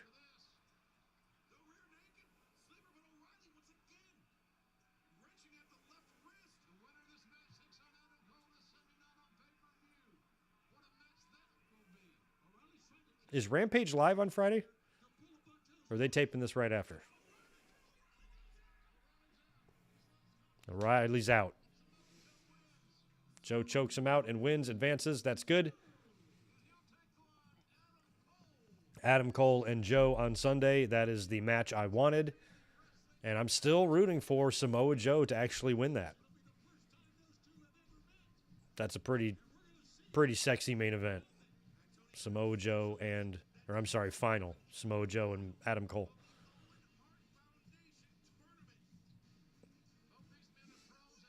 Yeah, here comes Cole. As predicted, you know he's going to come out. Yeah, Cole was my original pick to win the tournament, but my heart just kind of thinks that Samoa Joe would be a really good person to win it too. So I found myself in one of those great positions where I'm going to be happy either way. Oh, Lana and Miro. Yeah, we need to add them to that wacky-ass match. Oh, shit, there's a special start time for Rampage on Friday. I'm doing my predictions on Friday. It's supposed to be before Rampage goes on the air. I hope it's not one of those 2 p.m. Rampages. I got to look into that and see if we need to change that. But anywho, thanks for being here tonight. I appreciate it. That was a really fun go-home show and ready to rock and roll for Double or Nothing. So stay tuned to the channel. Please subscribe if you are not subscribed, because I have got a couple of videos coming your way in the next couple of days. Tomorrow morning, I will drop my WWE Over the Edge 1998 review. Great show, a lot of fun. Had a great time recording that podcast, so that'll be up in the morning. And then on Friday, my plan is to be up here at 2 p.m. Pacific time, 5 p.m. on the East Coast. However, that might be when Rampage is starting, so I'm going to adjust accordingly there, and so we can get up here and we're not in the way of AEW Rampage on Friday. So stay tuned to the channel, and the predictions video or link is already up right now if you want to save it. So you guys have a good rest of your night. Take care. Thanks again for being here, and I will catch you tomorrow for WWE Over the Edge 1998.